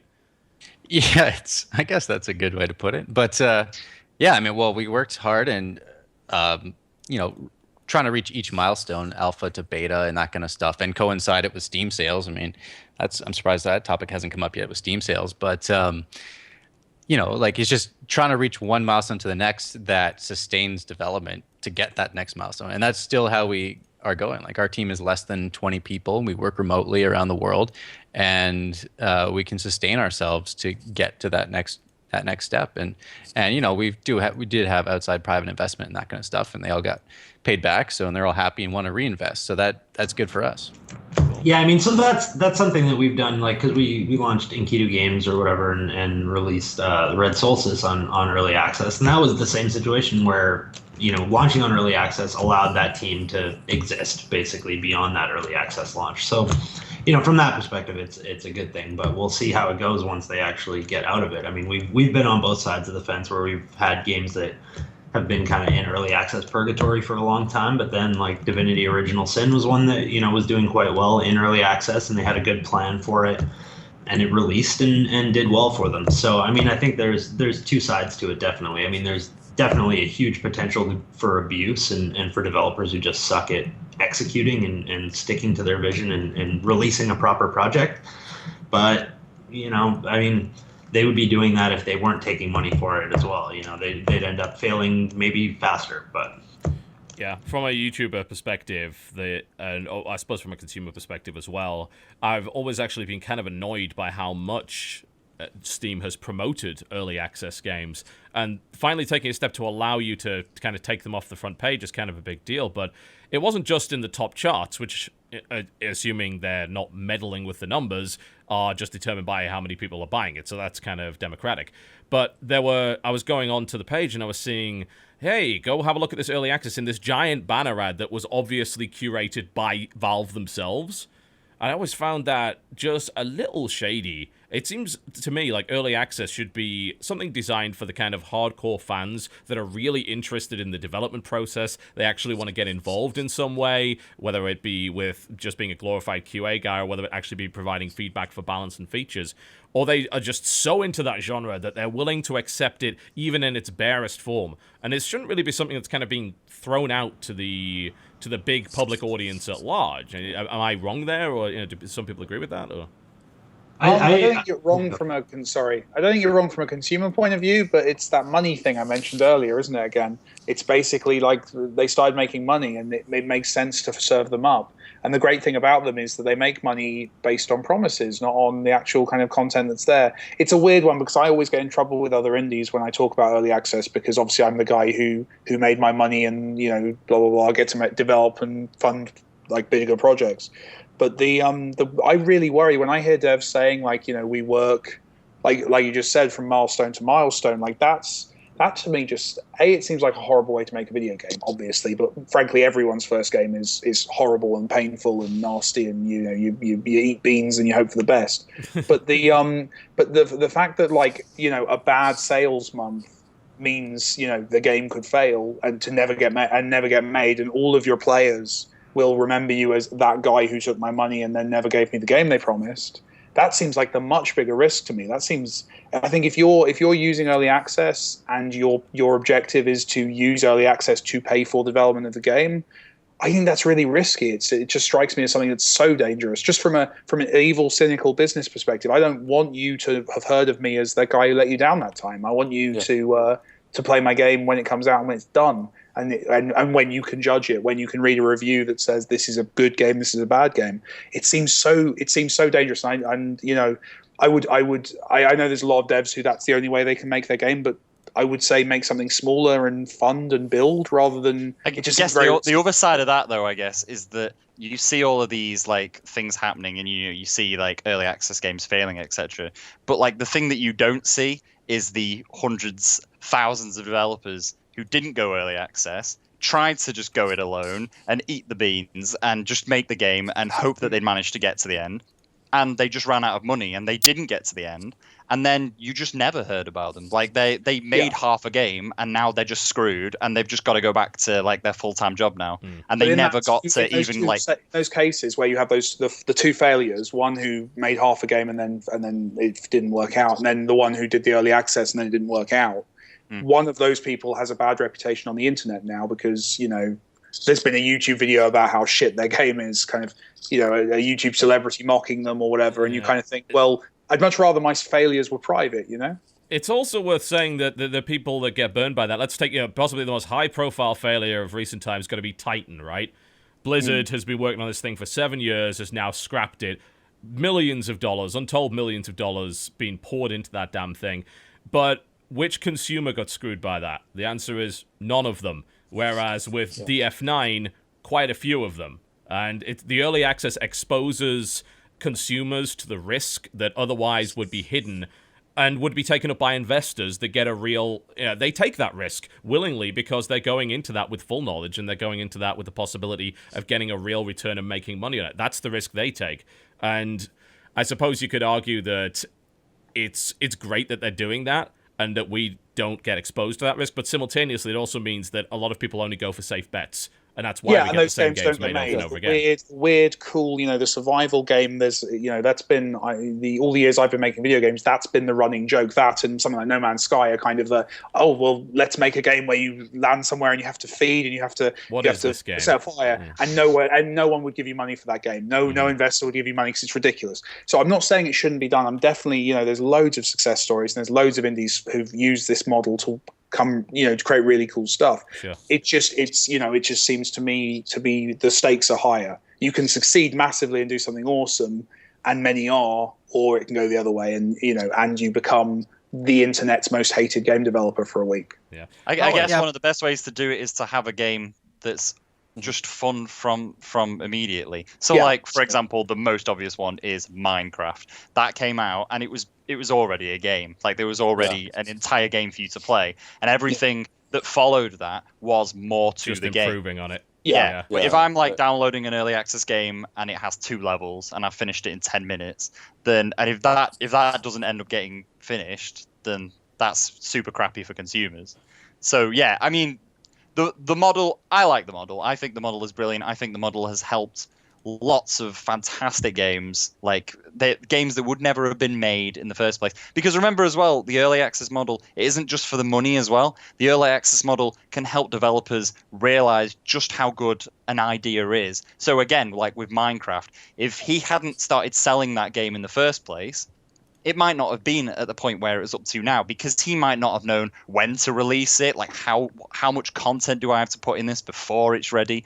We might not have Minecraft if he hadn't decided to just take a chance on that. So I think there are many pitfalls to it, but I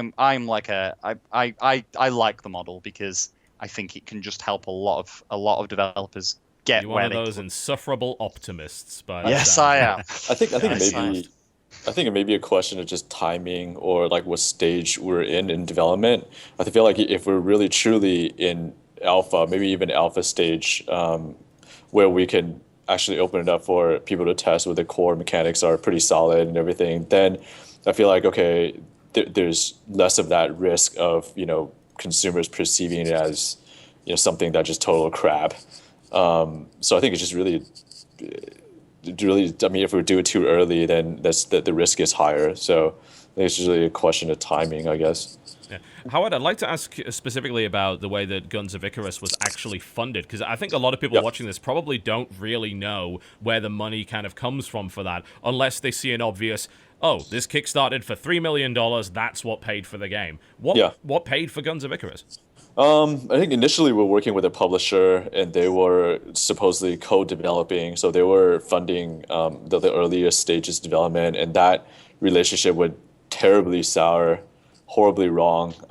So we got out of that, and it's just been like us, it's just some money from family to get us through the earlier parts, and then once we got to pre-order, then there's more money coming in from Steam.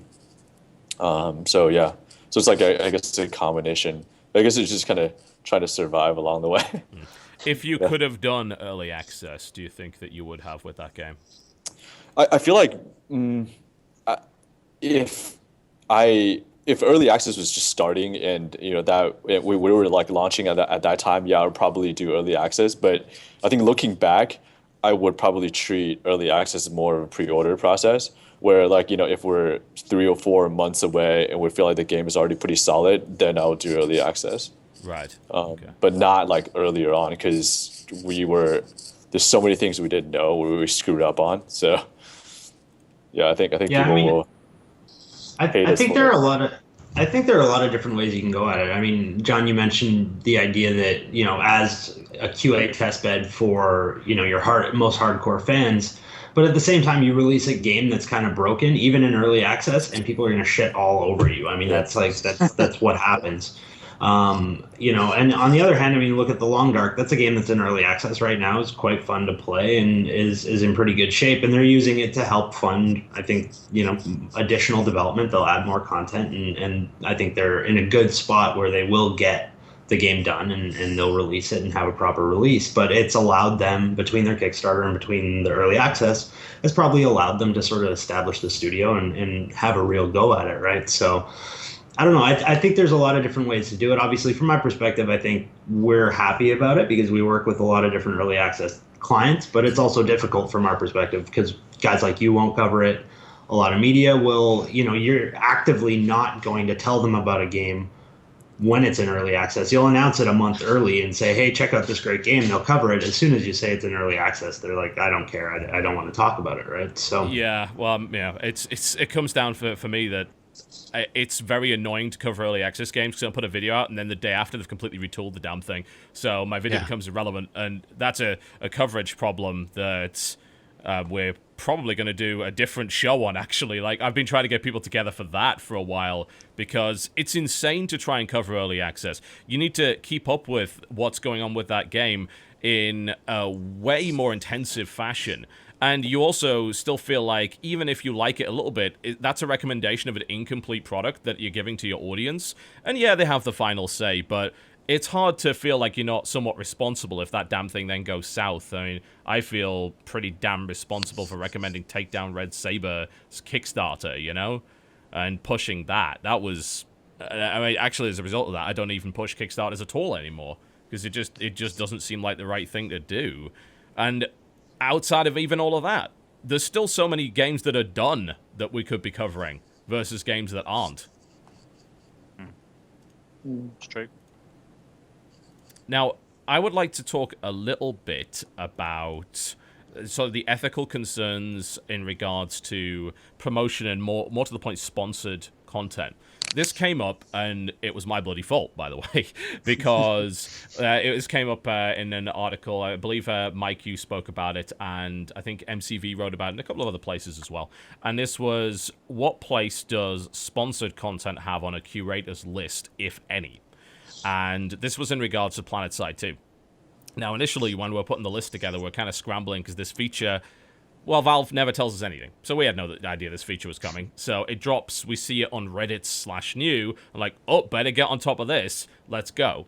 And we started just adding things, and it was me and one of my staff members. We were just trying to get through this as quickly as possible to establish a good curator list, and we were going through our back catalog.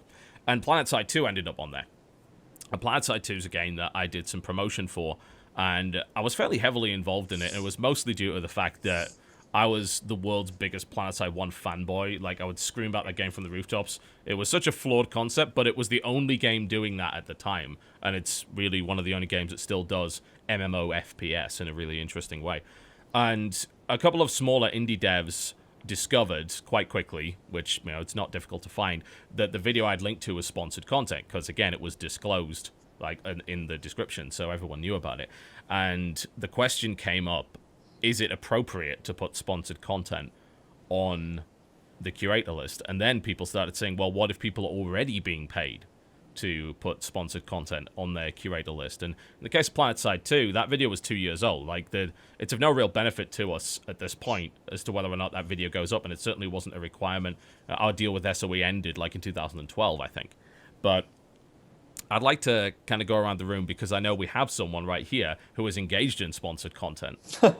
And that, of course, is Howard, who those guys put money towards Polaris, and you organized what was called the Rumble Zone for Guns of Icarus, which got several. In fact, I think you did it twice, maybe even 3 times. So it obviously worked to some degree. Yep. And you got several popular YouTubers from Polaris to get involved, captain ships, and go and blow each other out of the sky. And I'd first like to know kind of what the process you went through, obviously based on what you can disclose, to actually set that up, why you came up with that idea in the first place, how effective you thought it was, and talk a little bit about the article you actually put on Gamasutra about it, because you talked about the whole process there. Yeah. I think as far as how we got started, it was at PAX East about a year and a half ago. Polaris kind of came to us. They basically came to our booth, and they were just walking through the Indie Mega booth, and they were looking for devs to to work with, I guess. And they actually did that. They were going out recruiting, Yep. basically. Okay. Yeah, so and I think they've heard about the game through I guess through you and through Jesse. So they came to us, and then later after PAX East, and I guess we just followed up, and they gave us a proposal to with the format of the original Rumble Zone. So. It was kind of a shock for us at the time because it was, oh wow, paying for basically actually paying for something, and it's kind of a novel concept for us, and we're like, oh whoa, and but I guess we eventually just decided to take a chance, and it's worked out, and I guess how I guess what was interesting is that because the game really takes multiple people to play to actually work together, to be able to show off like how the game actually plays. So I think what players did was pretty conducive to that, just to the game. Their format was pretty conducive to how the game's played, and I think the format was interesting. So hopefully it was interesting content, and hopefully the game didn't suck. So so I think that's just kind of how we got started with players. Cool. Now, I'd love to know what everyone else thinks of deals like that, the ethical considerations surrounding that, of course, and also just kind of how effective they are. I'd love to start with Tom, because, of course, you're part of the more traditional PR scene, but I would say Evolve in particular is one of the PR companies that works more with YouTubers than some of the other ones. Like, I certainly found that Evolve was one of the first companies that was willing to just work with us like anyone else, whereas a lot of the more traditional ones, we had to batter down the doors for years and throw numbers at them before they'd actually take us seriously. It's that tipping point. I mean, it basically happened. I mean, like you said, we started working, I think, with YouTubers 3-4 years ago, something like that. I mean, it's been a while. And part of that was just because we like to try and stay on top of things. That's why we made a Steam Curators list. That's why we've been working with Twitch people for a year or whatever. But yeah, I mean, I don't know. From my perspective, the biggest issue is disclosure, right? I mean, from our side, we want people to cover our games. If they're not going to do so willingly, in terms of just like for free, then we need to look at other ways of doing it, right? I mean, if you were to pay for an advertising campaign in any major magazine, you're paying tens of thousands of dollars or more than that just to get a page of visibility. At the same time, what's the difference if I pay a YouTuber $5,000 to cover my video and I actually get 500,000 views out of it, and it actually drives sales? People can click on a link and it's useful, and at the same time, I still want that to be valuable content, because if we're just posting just bullshit, just total shill sales speak, nobody's going to care. Everybody's going to see right through that. So it has to be valuable content. It has to be relevant to the person's channel. And so if it's a dollar amount that is required to actually make that conversation happen, to make sure that you guys are actually going to cover the game, I don't see that being a problem so much, as long as the viewers are totally aware up front that this is something that's being paid for. I think there has to be a very clear distinction between this is something we're doing on our own accord and this is something that we're being paid to do. And then the consumers can decide whether it's bullshit and whether it's just crap content that you guys are pumping up just to make $1, or if it's something that's valuable and you're doing it just to help show off something that's relevant to them in the first place. Yeah, it is something that I would consider often a risk, and it's why the majority of the sponsored deals that come our way do get turned down, because of just general concerns. There was the one that I think is probably the most memorable for me is I was in two minds about doing this promo deal for DC Universe Online, because it's a game that I'd played years ago, and I did like a series on it during the beta when I was still doing MMOs a lot, and I enjoyed it quite a lot, but I wasn't sure about like kind of bringing it back and doing yet more videos on it. So I asked my community, And I did a survey on my subreddit, and I did a straw poll. The vast majority of people actually were in favor of it. But the comment that really kind of stood out is like, no, we completely trust you. Everything you'd ever say would never be influenced by a dollar. And at that point, I was like, I don't think anyone could ever say that, really. It's like, it's cool that you think that, but I also feel that everybody who takes money in any sense of the word to be involved in content like that has to understand that their view is going to be colored, no matter how much they think it's not. And they have to present the content in such a way, they've got to be upfront about it and say, look, we are getting paid to play this game, so don't take this as a review. Bear in mind my opinion is probably colored, and work from there. And that's where I think that ultimately that sort of content, especially paid content, as soon as you say, I really like this game, or, you start to share opinions within that content. Yeah, that's why it goes to hell. That's where it starts getting a little iffy. But at the same time, so myself as a consumer, or as somebody watching the content, I probably would be less trusting of someone if they're getting paid for it, or less likely if you put two videos up, one that you got paid for and one that you didn't get paid for, I'll probably believe that your opinions in the one that you didn't get paid for more, right? And I think there's a very real opportunity for all of that in terms of your relationship with your audience and your reputation to really go sour with those sorts of sponsored deals. And I think that where it really gets iffy is, stuff like the Yogscast rev shares and things like that. I'm not going to say that I wouldn't tell a client that that's maybe a good idea for you and it might work out. Same thing with Howard and the Polaris stuff, where if you say, okay, we have this much money to spend, here's something we can do, and it's going to guarantee us X 100,000 views, which will turn into some sales. It's hard to justify, or it's hard to say, no, that's not a good idea. But at the same time, if you're talking about trying to maintain a reputation as a content creator, I think it gets a little sketchy when you're starting to make money off of different content that you're producing while you're also having this other content that you're not getting paid for.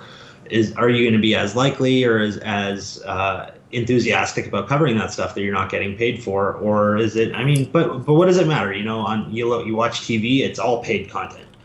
You watch every program that you watch on television is driven by advertisers, pretty much. So. I was amused when there was a bit of an outcry that people suddenly discovered that the Clueless Gamer reviews that Conan O'Brien's been doing, where they were paid promotions. Like, no shit. It's a talk show. Pretty much everything is. Like, there's a big quid pro quo in that. But native advertising is vastly increasing in popularity, as people are probably well aware, and that's got a lot to do with a downturn in the effectiveness of traditional advertising, whether that be because of ad block or whether it's simply because people just don't take it as seriously anymore. And Mike, as someone who is in the more traditional games press, I'd love to hear your thoughts on that. Kind of, almost as you've been trying the YouTube thing to kind of understand things, but I wonder if as a result of that, you've discovered that people kind of treat you more as a personality on YouTube versus in your writing where they're going for an article and who writes it is maybe not as relevant. What do you think about that in general? I mean, the differences between being a press person and a YouTuber, there's some obvious ones. So, for example, clearly the things that you're kind of providing to the press are different in very specific ways to YouTubers. So a YouTuber, they don't really care so much about this big story this big story behind your game. They don't need anything like that. They just need a game that looks good in a video. Whereas with a press person, a lot of the time you really need this like really nice story to go with your game. You can't just go, here's my game, I'm a new person, cover me, because that doesn't work anymore, because there's like 100 other people that have done that on the same day as you. You've got to have this this kind of crazy hook. You gotta have an angle, right? Yeah, exactly. I mean, one thing to go back to the whole Conan O'Brien thing.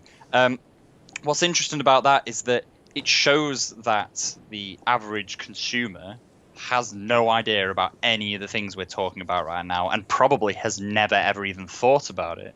And it's this phenomena that kind of has happened many times over the years. It's happened in newspapers and in magazines, and it happens over and over again, whereby some kind of medium gets big, then people start paying this medium, and the average consumer has no idea, and then the average consumer en masse realizes this is happening, causes an uproar over it, and then all of a sudden, the media is like, what, we've been doing this for ages. Why is this such a big issue? And I mean, that's why, like, at the moment, developers have been coming up to me and, like, the number one question they've been asking me is, should I pay YouTubers? And the answer I always give them is, if you have the money and you think it's going to benefit you, then yes. Because at the end of the day, it's not going to be bad for you. It could be bad for the YouTubers eventually. It's not going to be bad for the YouTubers now or next year, but in a couple of years' time, these people are going to cotton on to the fact that this is happening more and more, and it's going to snowball to the point where a YouTuber will put out maybe a specific series of videos, and just it'll start to creep in. Hang on, have they been paid for this? Well, how can that's already happening? They're doing that. I've seen that. Oh yeah, I think. Yeah, I think for at least from a developer's point of view, I think we're always concerned about whether people are the people who will want to participate in this cycle, who want to do this or join up the players event, will be genuinely interested in the game. Maybe they haven't played it, but at least they will be willing to check it out and try it. And if not, if they're not interested, then okay, then see potentially there's some people who are interested. I think what players, especially the first time, what really worked out was that like TotalBiscuit, Jesse, and Dodger, they've at least some of the people with Yogscast, they've already played the game, they already seen the game.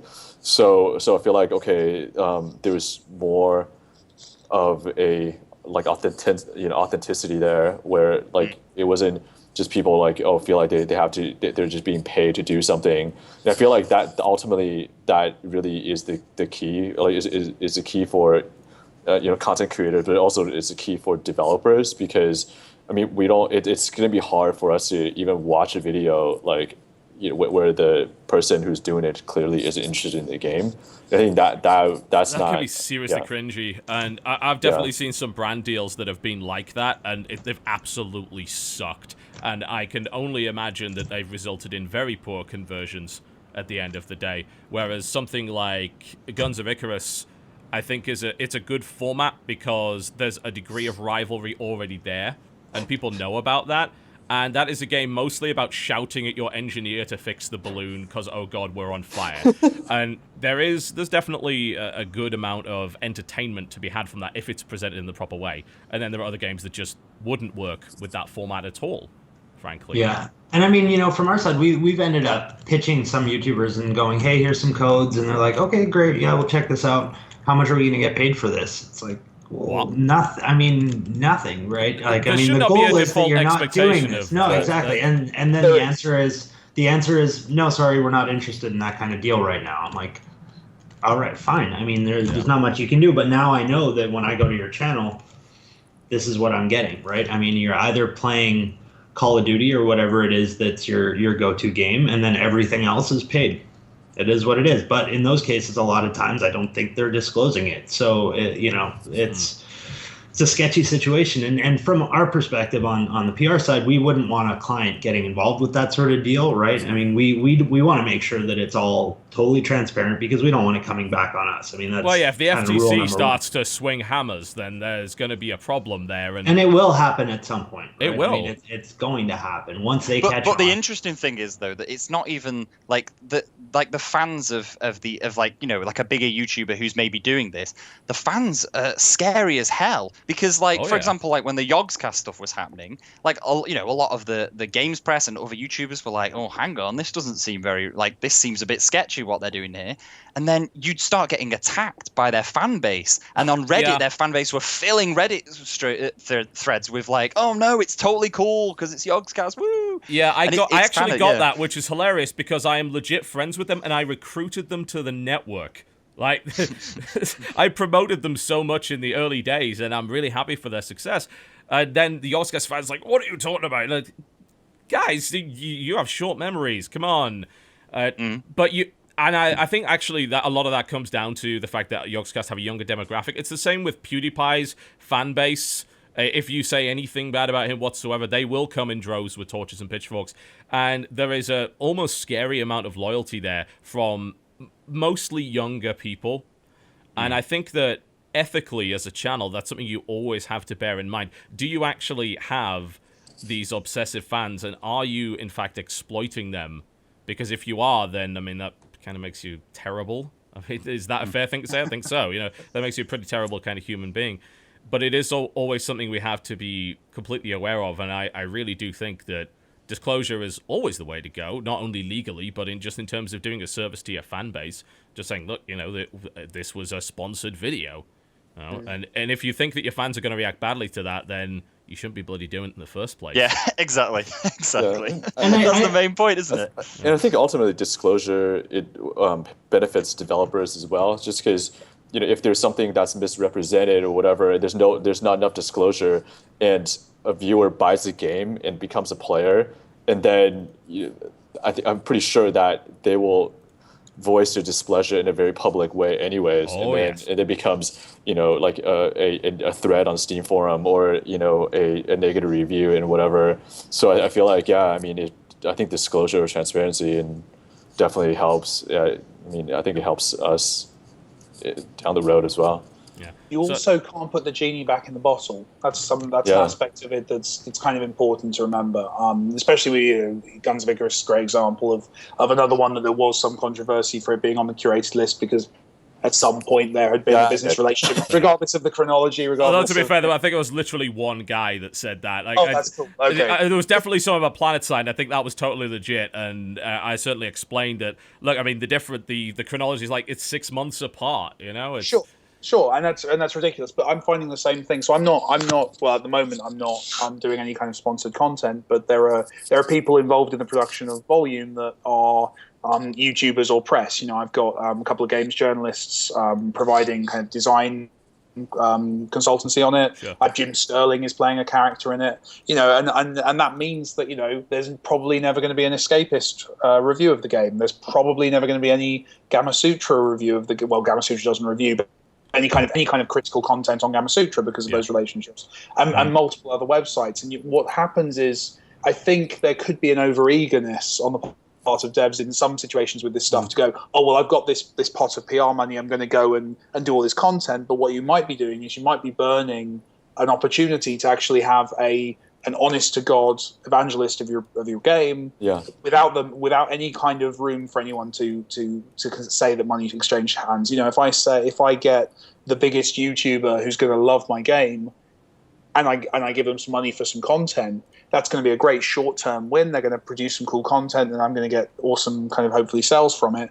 But that means that person can never, ever kind of help me in terms of a real evangelist of my product. And that's there's only so many big YouTubers and there's only so many big game websites that I worry that if you get overzealous, you can actually kind of cause yourself some damage. Yeah, Andrew, have you ever considered engaging, or have you indeed engaged in sponsored content in the past? And what do you think? How effective has it been, or how effective do you think it would be if you did? Well, we have not actually paid any YouTubers for content, but I'm not entirely opposed to the idea. We had one opportunity to do so, and that was with Yogscast. And when I looked at them, I hadn't even heard of them. Shows how much I know. But when I looked at them, and I was like, why would I pay for them to cover Insurgency? Like, this makes no sense. They don't play exactly. FPS. That would never work.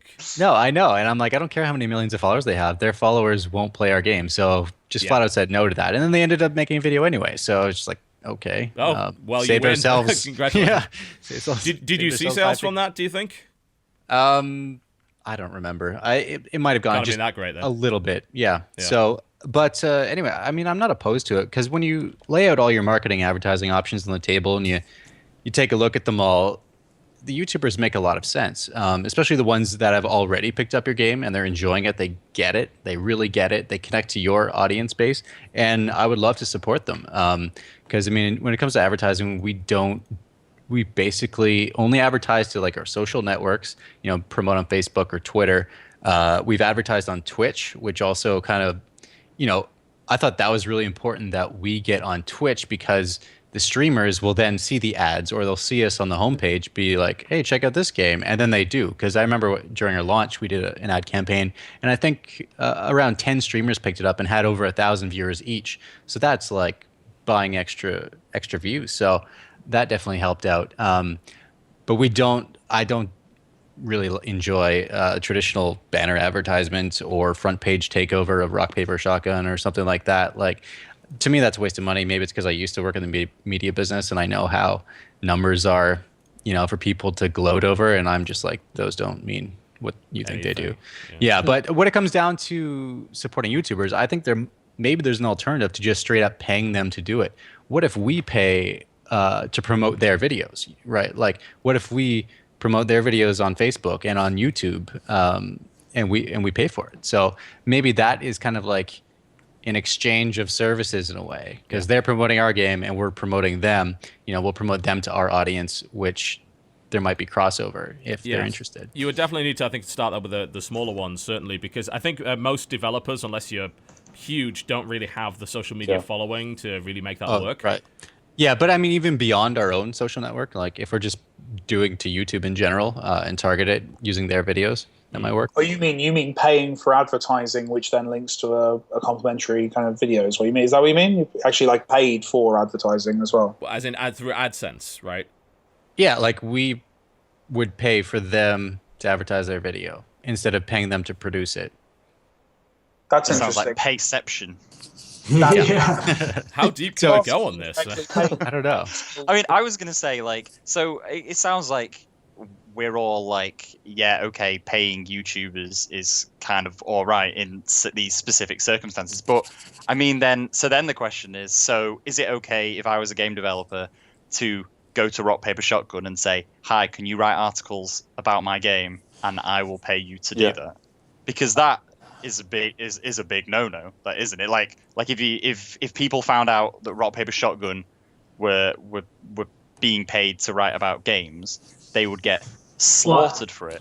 I feel I find that interesting. Like, why is it that it's okay for someone to record a video and get paid for it, and that's cool? But if Rock Paper Shotgun, even if they said we'll disclose it at the top, even if they did that, they would get massively slaughtered. Why is there that difference? Do you think they would? Do you think they would if they disclosed? If they had like, I don't know, like a banner, and it's a thought experiment.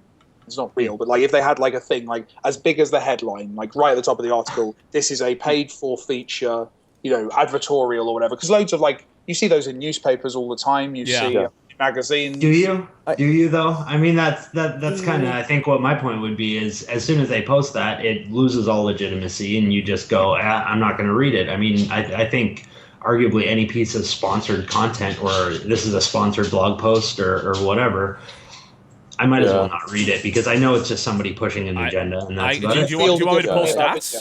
Because I could maybe give you an interesting stat. YouTube lets us have a look at second-to-second audience retention.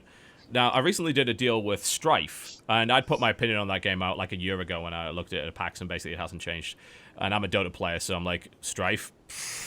Not enough mechanics. Just too elitist. But what it does let me do is I did a verbal and on-screen disclosure saying the first thing I said, this is a piece of sponsored content. What would be interesting is to see what the drop-off was after that and how many people kept watching it. And we can find that out. Let me see. Audience retention. How many did we lose? We lost 31% of the initial viewers. But after that, the drop-off was entirely normal and organic, because you're usually going to get a drop-off. My videos are long, like this was a 45-minute video. Chances are that maybe a quarter of people are making it to the end, but that really isn't relevant, like from the business standpoint, because they watched the banner ads. It didn't really matter. But yeah, that was the drop-off on a clearly disclosed piece of sponsored content was 32%. Which is fair, right? Like, there's a chunk of your audience. I don't watch any. I watch a lot of your videos. I don't watch the sponsored stuff because, well, A, it's often for games I'm not that into, and B, because, much like you said, it's not content that holds value for me because I know I'm not hearing a non-colored opinion. Yeah, absolutely. That's very much just, hey, we're showing the game. Exactly, right? But it's a third. Like that seems like a reasonable. That's a chunk of your audience that don't want that content, so they go elsewhere. Yeah. But you're benefiting. Obviously, you gain more from the deal than you lose from their viewership, massively. And they come back for. Do you think it has any effect on your ongoing thing? Do you think people have stopped I know this is a hard one to measure, but do you think people have stopped watching your stuff because they're aware that you do sponsored stuff? Does it affect other videos, do you think? Doesn't seem to. Right. As far as I can tell anyway. I certainly think there are channels that have definitely fallen afoul on it, but they are mostly the guys that didn't properly disclose and they got caught in the act. The XB1M13 thing was a big one. That was the one about promoting the Xbox One and its games. There was a big scandal because the document which they had to sign specifically said "don't disclose," and that was Machinima getting its, and they get their feet held to the fire on that one. And there were definitely channels that got blown up as a result of that, and they definitely lost viewers. But for the most part, you don't see that, as far as I can tell. You maybe lose people here and there, but you have. On a big channel, you have thousands of people unsubscribing every single week. Sure. And then you have thousands more subscribing. And it's generally always a positive. Actually, losing subscribers requires you to, I don't know, grope women on the street without their consent, like Sam Pepper did. That's what you need to do in order to lose subscribers. Doing a sponsored deal that's disclosed, no, it doesn't result in a drop-off. Doesn't have an effect. No, it doesn't seem to. It's... A lot of people they understand now, I think, in 2014 that this content exists, and it's because we've tried to tell them that it exists. So I do think, as a consumer, I do think that there's, as someone who watches these videos, I've definitely noticed, not with you actually, I'm not going to say who with, people probably guess who with, an erosion of trust in terms of content that's not paid for. Like I was watching an interview on one of these channels with a very kind of well-respected game designer. Yeah. And the interviewers were kind of fawning, obviously respectful of this great man. Soft-balling a bit. A little bit, yeah, but in a way that you kind of think, well, you know what, like this is so and so, this is a big deal, so fair enough, everyone would, I would, yeah. I have when I've met this guy, and all the comments were, why is this one not disclosing the payment? Why is this not disclosing? And there was this ambiguity because people now from that channel, if they see positive kind of comments about something, paid. And that's worrying. Like that's got to be worrying as someone, especially someone who is a tastemaker or a curator, that people have that opinion that they cast doubt over the other things. Now, I think, as I said, I think you divide things quite well. But I also turn a lot of stuff down. Like we're offered a lot, and I really only take very specific kinds of content. I think that probably helps, whereas a lot of channels will jump at everything they can get. A great example, and Howard, feel free to chime in after this, because obviously you've experienced this with Polaris. A great example would be a bunch of Polaris YouTubers took a deal to promote a movie. Was Kick-Ass 2, and it ended up in the minds of most people sucking arse. So a huge backlash from that as a result, because they were clearly they were promoting something that really they hadn't seen, which was the worst. That was a really, really bad idea. But then, on the flip side, we did a promo for Pacific Rim, which, for the most part, was considered by most people to be pretty good. Dumb, but good. And I love it to death, man. It's fucking great. He hit him with a boat. It's awesome. Yeah. I turned my brain off and enjoyed the visuals for that one. And we did this silly fan film. That's what they were actually paying for, was this big fan film. It was one of the biggest deals Polaris ever did. Generally, very, very positive reception. And we had to do multiple videos on the channel to promote this. Very little negative feedback from what I saw. Very little. So I guess it matters how you present it more so than anything else. And obviously it helps if the product at the end of the day is good. So, but I think that's almost what it comes down to, right? I mean, if the product's a good fit and it's a quality, then people can kind of look past the fact that you got paid. I mean, the end goal is let's see something cool. Or, let's see something that's relevant to me. Sure, and, I'm not going to get upset. But if you start showing me, I don't know, if you're going to start doing, I don't know, I was going to try and pull a terrible movie that I would never watch out of my ass. But, if you're doing something that I'm just never going to be interested in, then that probably does erode trust quite significantly. You know? And I think the line between here's something that we're interested in and here's what we're not is pretty fine, and that's really tough for you guys as content creators to make that call and say, are people actually going to care about this? I think for me as an audience or a viewer, just getting back to Mike's question, I feel like I look at Mike and TB will say someone like Jesse a little bit differently. If I go to Gamasutra and I read Mike's editorial, I think versus going to TB's channel and watch a video, I think I'm more getting entertainment value out of it. So there's an entertainment component as well. Whereas I feel like if I'm going to Gamasutra, like I'm definitely reading something that I would say it's like a well-written piece that a journalist would write. So I think they have a top 10 animated GIFs I found this week on Reddit. yeah. so I think that perception or expectation is also a little bit different, which maybe make people or the YouTubers audience a little bit more receptive. And I feel like if I was if I'm a viewer of TB's videos, I'm there to watch TB as a person or as a personality, and to some extent to be entertained by it. And I think the video also helps, where it's like I can listen to TB talk, but I'm also watching the video and how the game is played. And as long as the video is not edited, the video kind of doesn't lie. That's the key component, isn't it? It's really, really hard to lie in an uncut piece of gameplay footage. Like, you say, this is fantastic, and people clearly see that it's not, then they're going to call you out. And there's always going to be some disagreement, because for certain game mechanics, I'm going to love certain kinds of game mechanics, I'm going to love certain kinds of games. And I think the important thing is the audience has to know that.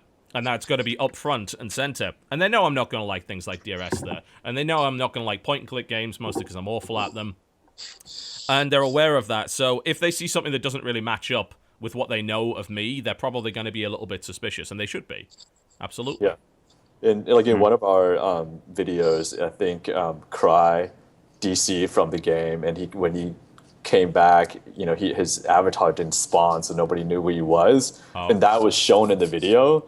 So I feel like, if that stuff don't get edited out, don't get cut out, then I feel like, okay, then I think that gives the video themselves would give some credibility, because it's like, okay, the video just comes like bug and all. And it warts and all. And interestingly enough, I got a hold of the contract for the Shadow of Mordor deals that were going around. And I found some interesting things in that. And one of those was very specifically, you may not show glitches and bugs and anything like that. So the fact that you guys allowed that, I think, allowed for perhaps even just a greater respect from the audience. Like, they clearly saw that this was just, it wasn't really fake. It had that feeling of authenticity. Yeah, I think when we saw it, we were definitely like, "Oh my god," But it's more like okay, we're not gonna lie about that. Yeah, exactly. Yeah. It's more like, okay, it's time to go fix bugs now. Yeah, go fix that shit. Man, nothing worse than seeing a YouTube video with a bug in it. Yeah. It's not cool. Yeah, I go out of my way to find him. It's great. It's like you serve the customer or something. I don't know what you're talking about. What are you doing? I'm a self-serving piece of shit. Well, so what someone would say.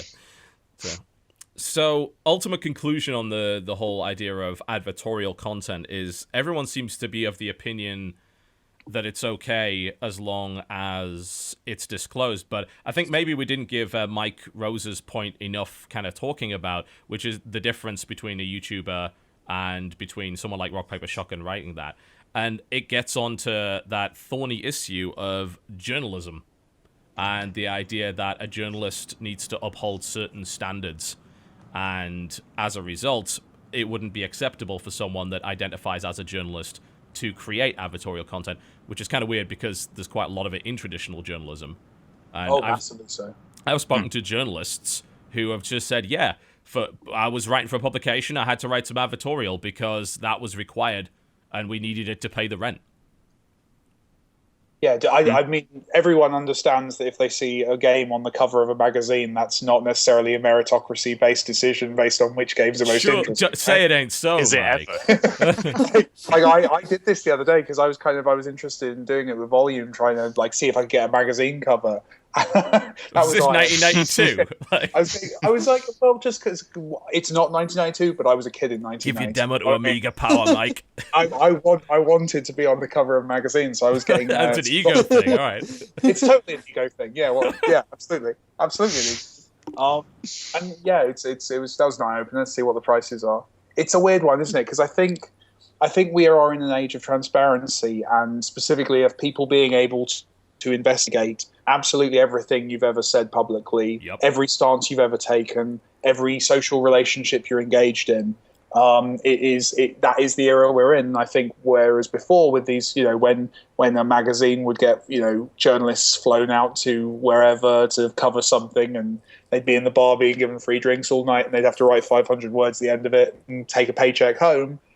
No one knew and no one cared, and no one was really paying attention to the names and the faces and who had been where and what. Whereas now you can go on Twitter and see what your favorite games journalist had for breakfast, and that puts a layer of transparency on it. Now, in fairness, I think the extreme majority of games press are obsessed to the point of ridiculousness with ethics. If you ever have a conversation with games journalists, or you encounter games journalists in the wild, 9 times out of 10 they're going to be having a talk about journalistic integrity. Like, that's something that it is that just because we're all really boring, though? I mean, is that something to do with...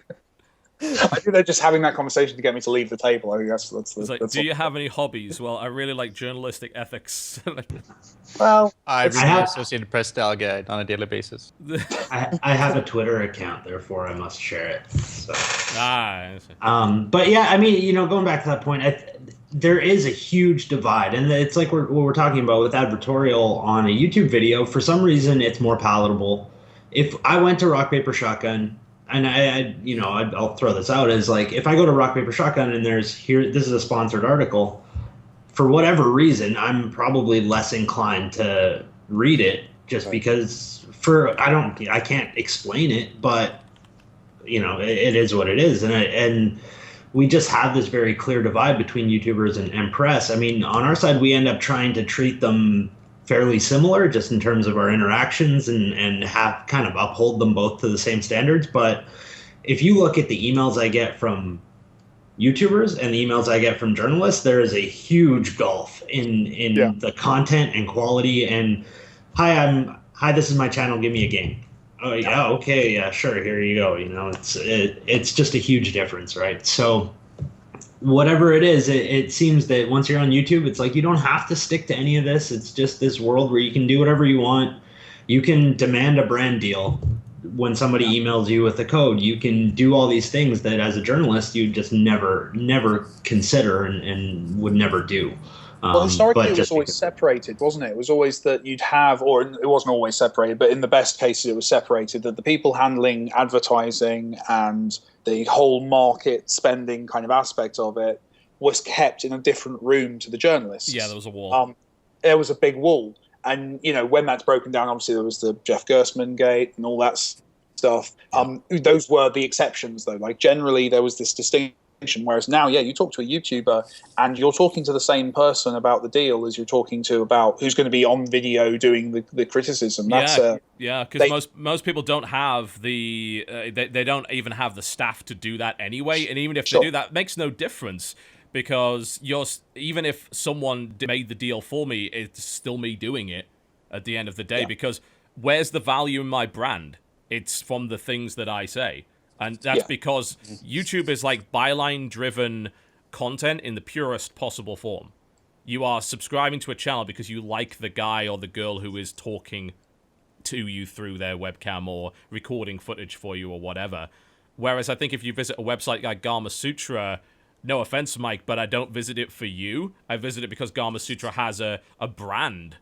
And Gamasutra as a brand is greater than any of the sum of its parts would be, Yeah, well, that's the thing. Like, if someone is talking about an article on Gamasutra, they rarely. It's like developers, like who know who I am, who would reference me. Everybody else just will refer to it as the Gamasutra article about this topic, and that's it. Yeah. I mean, another point to make about the whole sales team and editorial team being separate. It's funny how, like, again, going back to like the average consumer, how like they have no idea of this. So, like, tons of times you see people shouting conflict of interest, like Rock Paper Shotgun, like they'll have adverts up for a game and then they've written about the game. And people will go crazy about this, but they don't realize that the Rock Paper Shotgun team have probably see the sales team every, maybe ever. Like at Gamma, for example, I don't even know the names of the sales team. They're somewhere else in the world. I don't know who they are. You've changed. Cool. Yeah. and like when I was at Pocket Gamer, the only time I would ever see like the sales team, see or hear from the sales team, it was if I went to like a games conference and they were at like one of the parties that Pocket Gamer did. That was literally the only time I saw them. You work with me, okay. Yeah. So like it's kind of interesting to like when people kind of don't understand that divide, but of course it's completely different for YouTubers. Yeah. Which kind of maybe makes it okay. Well, YouTube, it's all out there, right? Like that's the thing. Yeah, exactly. YouTube, I think that's what helps. Yeah, there is no yeah. veil, at least in the case of channels that are doing things the right way. The veil was pierced years ago, and a lot of us were really, really open about it because we thought that it was the best way to approach the problem, and it seems like it was. The RPS example is interesting because honestly, there's no game site that can't really do that. Like, where else are they going to get their bloody money from? Yeah, they can advertise. Right now I'm on RPS and I see an advert for the Kindle and things like that, but what's the most relevant advertising you can put on a game site? Surprise, surprise, it's bloody video games, isn't it? There's a Sherlock Holmes ad up there right now. They'll probably look at Sherlock Holmes. Do I think there's a conflict of interest there? Yeah, exactly. Yeah, no, I don't think that there is a conflict of interest there. And there we go. That's a perfect example because John Walker's written about Sherlock Holmes while there is advertising up for Sherlock Holmes, and he's actually slated the game. Yeah, so he didn't it exactly. shows you. Yeah, so you see that. In fairness, it seems like he was one of the only people who didn't like it, but right there it shows you. No, you'll love it. We'll send you a copy, John. God damn it! I'm not playing that thing. You know I'm not going to play it. Stop it. I need to play it. I'm a massive Sherlock Holmes fan, so I'll send you a copy, Mike. Go shill with Dodger. She loves that awesome. stuff. Yeah, I will say anything you want about her on Twitter. As long as it's positive, it's all right. Just disclose it. That's it. There we go. That was an insight into the. Talk about the Nemesis system in Sherlock. How many do you need? 12? Yeah. It's a weird one, isn't it? I mean, I honestly wouldn't mind as a reader as long as it was signposted. I would be surprised, especially with something like RPS, because obviously so much of RPS's kind of stance is so much of RPS. I think more so than a lot of games websites is about the writers, is about the tone that website has. Like I read RPS and I expect a certain kind of writing. I expect a kind of a counterculture, sarcastic. I mean, they hated Thomas Was Alone. It was fantastic. But as a reader, I love it. And that would, I think it would stand in the face of that if they were to do that kind of advertorial. But that said, there's advertorial on, like, is there advertorial on IGN and Games? There's definitely on GameSpot. I definitely saw it on there. IGN's a weird one, isn't it? Because every now and again, players care. No, they don't, do they? Like a video, I can't think of the example, but there was a video a couple of weeks ago on IGN which was an advert. Like it was a game that wasn't out yet, and the developer, like the big AAA developer, had gone to IGN and obviously money exchanged hands. There's no way money hadn't, and they'd said to them, right, can you make this video where you sit with one of our developers and talk about how great this game is looking and put it up? Yeah. So I should say I've done those kind of videos and no money did change hands. Carry on. Okay, so the thing about that is that then you go to the comments and all the people in the comments are talking about what's going on in the video. They don't care whether something has happened there. No, they just care about what's in the video. So yeah, I think like the content there is very important as well. And IGN is a weird one, like you said, because I'm convinced that most of the IGN stuff that looks like advertorial is actually quid pro quo, and it's like, if you run, and I know that they've done this for some games, if you run a week's worth of exclusive content, we give you kind of an exclusive at the end, you get out ahead of the pack, and so on and so forth, which I've seen exclusive reviews on IGN, PC Gamer, and things like that before that have got out. Although I think that's happening a little bit less lately. I'm not seeing IGN scooping an embargo before everybody else these days. But again, like, it's the kind of content, that's an interview, you expect the guy to be kind of shilling for his game, but I suppose the only thing you can criticize in an interview is, well, did this guy let him get away with murder, or did he actually try and interview him? I mean, to be fair, I don't think I've done more than, say, 5 interviews with Games Press where I felt that the other party was trying to kind of get one over on me. This is what is the dark secret behind these blocks? Tell us immediately. Yeah, but like no one has. Like no one's ever asked me. I don't. But this is the thing: this is Enthusiast Press, and we need to be. We're not like no one's trying to uncover the scandal behind the way I make games. If I was doing something evil, I hope someone would work it out and write a story about it. But that's not the general tone of which these things happen. There is an expectation. When I do an interview with a games website, I'm not expecting the article to come out and talk about how I was kind of shifty looking. You know what I mean? Like I'm expecting a generally positive, unless the game is awful, kind of conversation and representation of what occurred. I would be like I'm not. I think those kind of that's what I'm talking about with the issue of like eroded trust. Is that's always been the case. Previews are very rarely negative, for example, and that's because it's enthusiast press. They're not going to go there. They're going to look at something with hope, and then the reviews kind of where you get the real coverage. And the quid pro quo thing, that happens as well. I'm not a fan of exclusive reviews. That's a horrible practice. Yep. But I've certainly given like exclusive reveals of information to press. Given a story to one specific site first, because I know that I'll get good coverage out of it, or because it's that does happen. And that's not a financial thing, but is that like dodgy? That's the thing. It's tough. I mean, a trade, right? Yeah, you look at you go to GameSpot, go to IGN, go to any big website. The top story is, either it's something that they've written based on whatever game's hot right now. It's Destiny or something because that's drawing clicks, or it was an exclusive deal that they worked out with somebody, right? Sure. For the most part, that's kind of how it works, and you just kind of. I don't know. Again, like Mike said, it's not money being exchanged, but if you were upset enough about this sort of thing, maybe that ruffles your feathers a little bit, and maybe it's upsetting that these guys got it first because they got the front page in exchange, right? Yeah. Yeah. I'm upset about this. I went on to IGN. I don't go on to IGN a lot often, but I see the Daily Fix controversy. Did Mordor steal from Assassin's Creed? Answer is no. So don't click it. That's silly.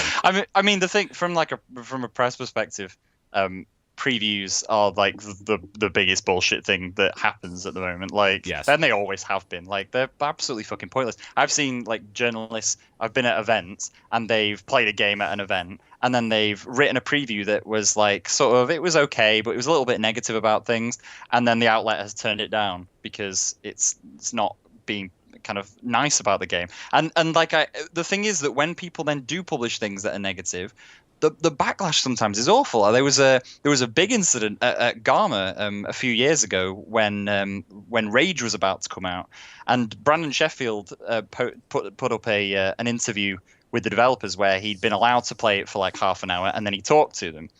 And so he played this, and he over and over again tried to break the game. He tried to do things the game didn't want to do. Yeah. And then when it came to the interview, he was like, so why have you funneled me here? Why are you not letting me do this? And was really kind of laid into them about this. Like, this is kind of ridiculous. I should read and that. the really comments, it was at the time, it was great to watch it happening, because then we essentially just got numerous comments all over Reddit and everywhere, saying, how dare Brandon Sheffield attack the team like this? They've made this game, and he should be grateful that they've let him play it early, and all these bizarre things. They didn't want him to say negative things about this game. And then of course the game came out and it was crap.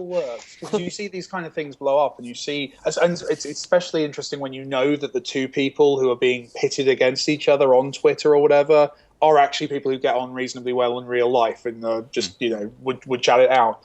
And there's these weird feuds that fans of websites or fans of games or fans of YouTubers get into and kind of decide. I'm depending on the day of the week, I'm either a massive PlayStation sellout or a massive Xbox sellout. It seems to alternate based on what I've tweeted that day about which game I'm playing. It's a weird one, though, and previews are very strange. I've read previews of Volume which are based on of watching a trailer, and it's like, you didn't play my game. You're guessing at what you think. You wrote the game that is. for the hell of it, didn't you? It's just really like you weird. voted for ad clicks. Which, Yeah, But it's really hard though, because we're in an industry right now where we're sort of day one is, less important than it was 5 years ago, but day one is still the thing that you need to build toward, Sure. which means you have to have coverage ahead of time. Yeah, because of course. games are, you have to build some buzz. So how do you do that? You can do it with trailers and videos, which are bullshit too. You can do it with previews, which are bullshit. You can do it with screenshots, which are bullshit. I mean, everything you do before the game is finished and in somebody's hands. It's not real. It's just make believe, and for all the journalist knows, that's not even. I mean, go to E3 to watch a game that was announced 2 years before launch. Yeah. There is so little in that game that's actually going to be real by the time the launch actually happens, but it is what it is. We live in this society where that's what is necessary. You have to build that buzz over time, and unfortunately, it means you have to be showing people unfinished things. I'd love to be able to figure out what the solution is to that. I mean, we did a campaign. We've had some campaigns. We did it with Hard Reset. We did it with a couple other games where it was like literally announce the game, preview, review in like 2 months, and it worked reasonably well. But that's not going to work for everything, and ultimately, would I say, okay, we would have been better off with another year of hype? Yeah, probably. Right. Yeah. So I don't know what the answer is. I don't know the solution. I'd love to be able to just do it like mobile and launch. Here's your game and it's out. Wow, but there's another can of worms, isn't it? I hoped YouTube would solve it. Like I honestly had hope for YouTubers because YouTube, as we've said, it can. Well, it can, but the problem is YouTubers don't want to do 2 videos. Like that's the big, and I don't blame. Yeah, exactly. I think it's absolutely fair enough. Yeah, I mean, you're not going to do a volume video now and a volume video when it comes out because your audience has moved on and want to see something new. Yeah, I mean, it's not just that. It's that we had, when we were doing coverage of PAX and E3, we actually had a fairly large, both statistically provable and, of course, kind of loud backlash in the comments section against the sort of preview style of video. And really? We changed our coverage style based on that feedback. What they said was, we don't want to hear you next to a dev because you're too nice. Like, you take it as it is, and they're talking about it's like, oh, that seems good. That seems good. It's like we didn't come here for that. We want you to critique that. It's like, but he's standing right there. I can't do that. Yeah. So we actually saw it in the stats. People gave no damns whatsoever about a lot of those videos. The views really low compared to all of our other content. Whereas we target that around release, and it's just me playing the game. We're talking about 5 times as many views, most likely. Sure. And even when we shuffled up our content, and we said, all right, well, we're not going to have the devs. What we're going to do is I'm going to record the footage, and then I'm going to go back to the hotel, and I'm going to commentate it out of the devs' earshot. And I could say all the bad things I want. I said a bunch of bad things about Wolfenstein, which thankfully turned out not to be like the case in the full game. But even then, the view counts were really, really low because people like on my channel don't want to see preview. They want to see like, can I buy this now? Yeah. If yes, cool. They don't want to see things they can't buy. Even if I put it out a few days before, people express frustration that they can't buy the damn thing. They come to the channel to see that. But maybe that's just unique to our channel or channels that do the kind of first impressions thing. I don't know because I mean it's the case. I don't know, Mike. You might be able to speak to this, but like the games press in general, on the media side, have really shifted away from doing. Well, they say they've shifted away from doing pre-release coverage because it just doesn't. It does the same thing. It just doesn't drive views because people don't care. They want they want immediate gratification. They want to see what this game that just came out. I want to get some opinions about it or hear more about it. It's a little different in the AAA space where, I mean, literally, with like Witcher or something like that, we can release almost anything and get headlines and people will cover it and talk about it.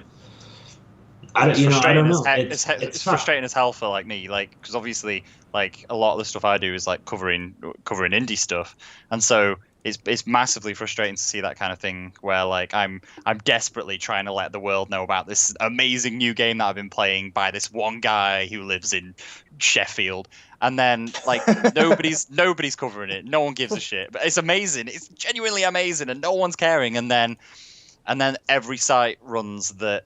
What's a thing that's happened? There was like in like The Witcher, you can now change his hairstyle, or you can customize him, and everybody covers it. And it's not even like they're only just covering it. They've all been given embargoes so that at 3 p.m. they all cover it at the very same time. The hair embargo controversy. Yeah, but it's ridiculous. Like so, but the points and note about that is that they get traffic from it. No, exactly. I've done things before. Like I've covered games I hate to say it, I've covered games where I know that when I post that thing about that game, then it's going to get traffic, and it's absolutely hateful that happens. But unfortunately, that's how the broken system works, and it will continue to work. It does. I'm a big believer in the kind of the trickle down of this stuff. That kind of, I may not be the kind of game that someone goes to the website to find out about the new hair. But while they're there looking at the hair, maybe the next one down is my screenshot or my trailer or my interview. I think the traffic comes in, but people don't tend to just go to a site for one story. They often kind of bounce around a few. So True. I think we all benefit from the big stories. I think, if you look at the numbers around November, like now is a great time. If you can get a story out, there's a lot of people on these websites looking at stuff. I think we all benefit from the more people reading games websites, the better. Basically, my point. Yeah, definitely. Okay.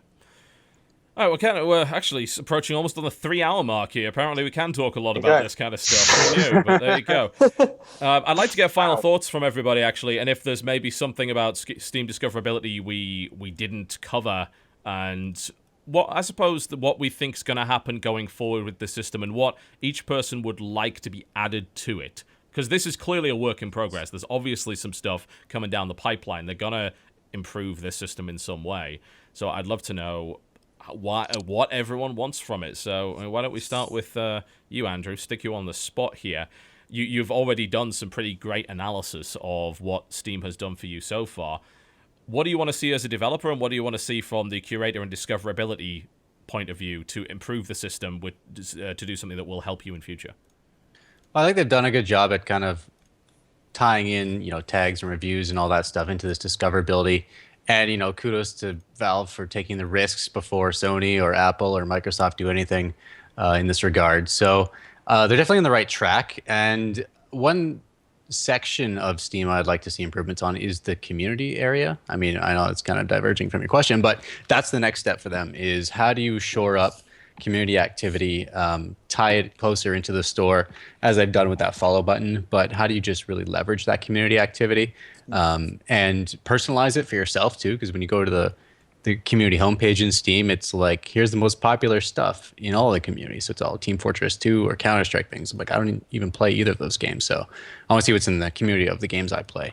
But anyway, I think, and when it comes down to the discoverability stuff, when we talk about the crossover of, YouTubers and journalism and advertorial and everything, like there's no real answer to anything. It's great because we're like in this entirely new landscape for games. Indies are taking over. I would hope the big master plan of indies. But that's a terrible phrase. Tell me about your nepotism, Andrew. Tell me. None. Anyway, I don't know. We're just in a whole new landscape now. We got to figure it out. Just take things as we go, and those of us who are taking the risks before others are going to make mistakes, but we're also going to find the answers more so than the followers, right? All right, fantastic. Howard, what you got to say about it?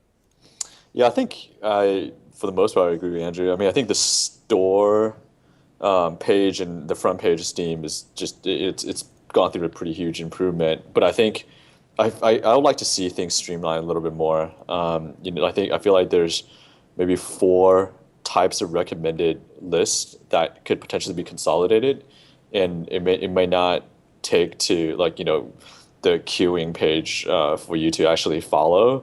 Potentially, if you could do that on any of the recommended for you things at the top, it could streamline things. And then with that, I feel like some of the stuff that get pushed down, like specials and whatnot, could be or even curation could be higher up on the page.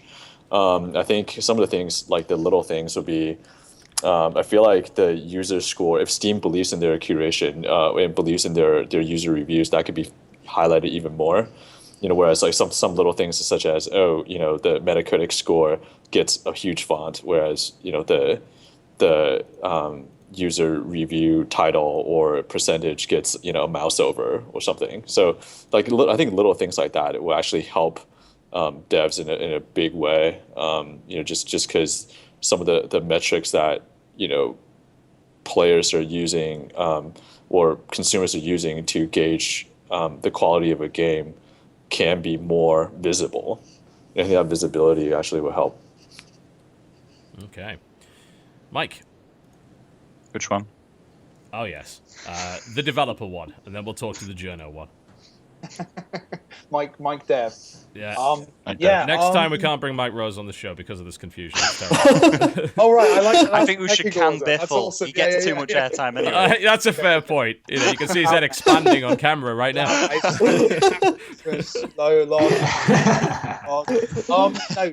my view on this. So the big thing for indies, I think, is that this makes old school marketing even more. We had a grace period. There was a period in time where people got in the door because Valve liked them, and we made lots of money. I'm one of the people who benefited from that. There's lots of people who did. That's gone now, and it's back to traditional marketing, spreading the word on your game, talking to the people who can make your game visible, and just all that old marketing. It's gotten a lot harder.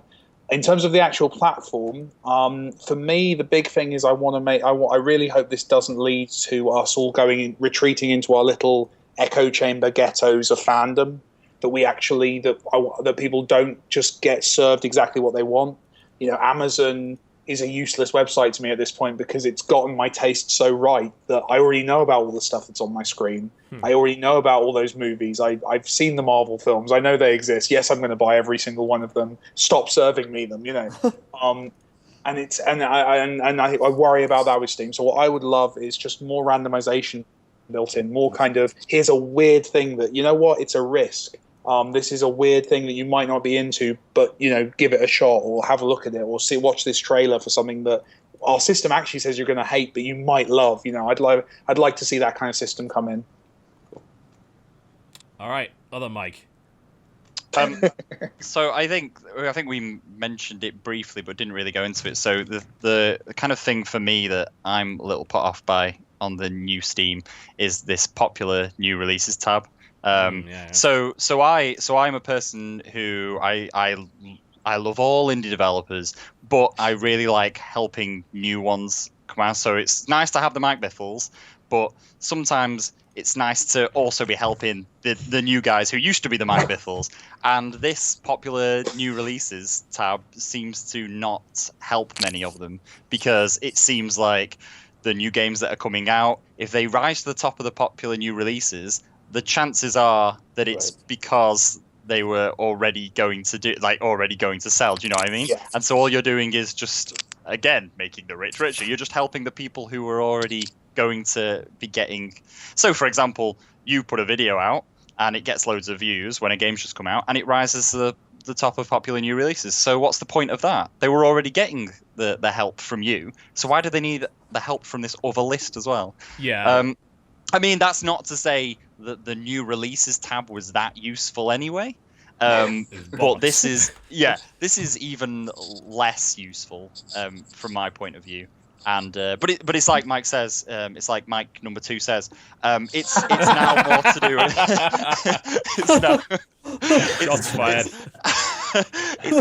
it's now more to do with really marketing your game. Like it's so much to do with that now. And if there's developers by now who haven't realized that, they're kind of now a lost hope, because you need to be doing that now. It's not just a thing; it's essential now, just as essential as making the game in the first place. So. Yep. Yeah, I think the popular new releases thing was their solution to having all of this old bollocks on the front page, instead of, you know, allowing you to filter out old bollocks on the front page, which sounds like that would be much more useful. Did this game come out before 2006? I probably don't care then. You know, that shouldn't be on new releases in the first place. Yeah, I did an analysis like a few months ago, I think, where I basically took like the last 500 releases on Steam to see which ones were actually new releases. And this is completely off the top of my head. It was something around 40% of the new releases on Steam were old, and weren't new. So 35% of that were published by Strategy First. Oh yeah, you get like the worst would be when a developer would say to me, "Oh, like I released my game today, and it was on the front page of Steam for about 3 hours, because then Strategy First released about 10 hidden object games all at the same time, and my game just immediately disappeared. Yeah. I heard about How is that fair? It's so harsh. So yeah, it's broken, and now it's maybe even more broken. But I don't know how to fix it. So yeah, that's a fair point. All right, Tom. Certainly the problem in this. To the marketer, exactly. Yeah. Let's hear about it from the PR perspective.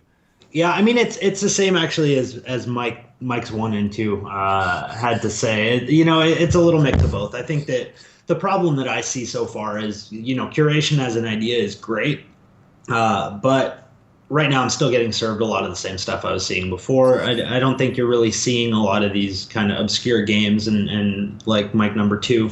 As he's now been labeled, pointed out, like it would be good to just have some randoms. If it's even tangentially related to stuff that I've played, I'd like to see that. Just to give some of those smaller indies a better chance of breaking through and not having to get into the charts, not having to be on the biggest curator lists and things like that. I'd love to see a little bit more of that. And I'm just mostly interested to see how it develops from here. I mean, right now it's still really early days, so we don't really know how this is all being determined. I assume Valve will start learning from the data that they're gathering right now to decide how to improve the algorithms or how to change them if they want to do that at all. So, I think it'll be an interesting discussion, 6 months down the road and see what kind of stuff we're getting, what we're getting served right now. And ultimately, everybody should just follow our Steam Curator page. PR is dead, because you might as well, because you'll get a bunch of good games that you probably won't be getting served right now. That's my one plug for the show. But yeah, other than that, I mean, I think they're on the right track, and we'll just see where things develop from here. Yeah, the only thing I think I've got to add to that is that currently, as a curator, you don't actually have a lot of options to what you can really do with that list. I think that we should be able to allow people to search by tag on our curation list. We should also be able to inline tag as we recommend things. And this is very important, I feel, because curators in particular might have these very specific ideas about what things should be called, and whether they may even have a little catchphrase or term that could be useful to the viewers of that particular curator that could be used to search for things. I think that would be very useful. We don't have a way to do that. We have no way to track any sort of stats whatsoever from the curation page. So that's a little bit annoying. So we're really, outside of looking at our YouTube analytics, we don't really know how effective any of the curation actually is, which can be quite important, by the way, when dealing with some of the larger PR firms that don't take you seriously. Having those stats available is really quite important. And I would also love to see... What's the last thing that I want to see with curation? Oh, yeah, them change the damn thing that says read the full review, then links to YouTube. Can we customize that, please? That doesn't make any sense whatsoever. So that would be nice. But outside of that, I agree with pretty much everyone else there. They seem to be doing a decent enough job. I think the algorithm's hopefully going to get better over time, whether it's because they tweaked it or whether it's because it continues to learn. And I suppose we can't necessarily expect the algorithm to be super smart and recommend us all this obscure stuff based on something we played 3 years ago now. We might see that later down the line. And I think the curators in particular are going to become more influential because obviously they're going to gain more followers. And the more followers they gain, the more influential they eventually will end up being. And I wish they'd stop recommending me games I've already played. That would be nice. You're an edge use case, though, aren't you? You're an edge use case. Kinda, but they could at least look through my 1,301 games. Jesus, they could at least look through my library and say, "Oh, you've already played that. All right." It's to play every game that comes out. Oh, God, I can't imagine how many of those I actually haven't played. I used to be the guy that bought all the stuff in the sales, and now there's nothing in the sales I can buy, so never mind. But, and don't recommend me Starforge. It's apparently bollocks. Jesus. All right. Well, that kind of wraps us up for a fairly lengthy discussion. I still don't know what to call it, but we talked about things, and hopefully it was interesting and productive. So I'd like to give everyone around the room a chance to plug exactly what they do. And I think I'll just to prevent the nonsense we had at the start, I'm going to announce them one at a time, and then we'll go into that. So Let's start with mic number 2, Mr. Mike Bithell. What do you do? Where can people find your stuff? I make video games. I made Thomas Was Alone, which was a pretentious art game. That is. Is it a walking simulator, Mike? It's a walking and jumping and talking simulator. It's every angle. It's good.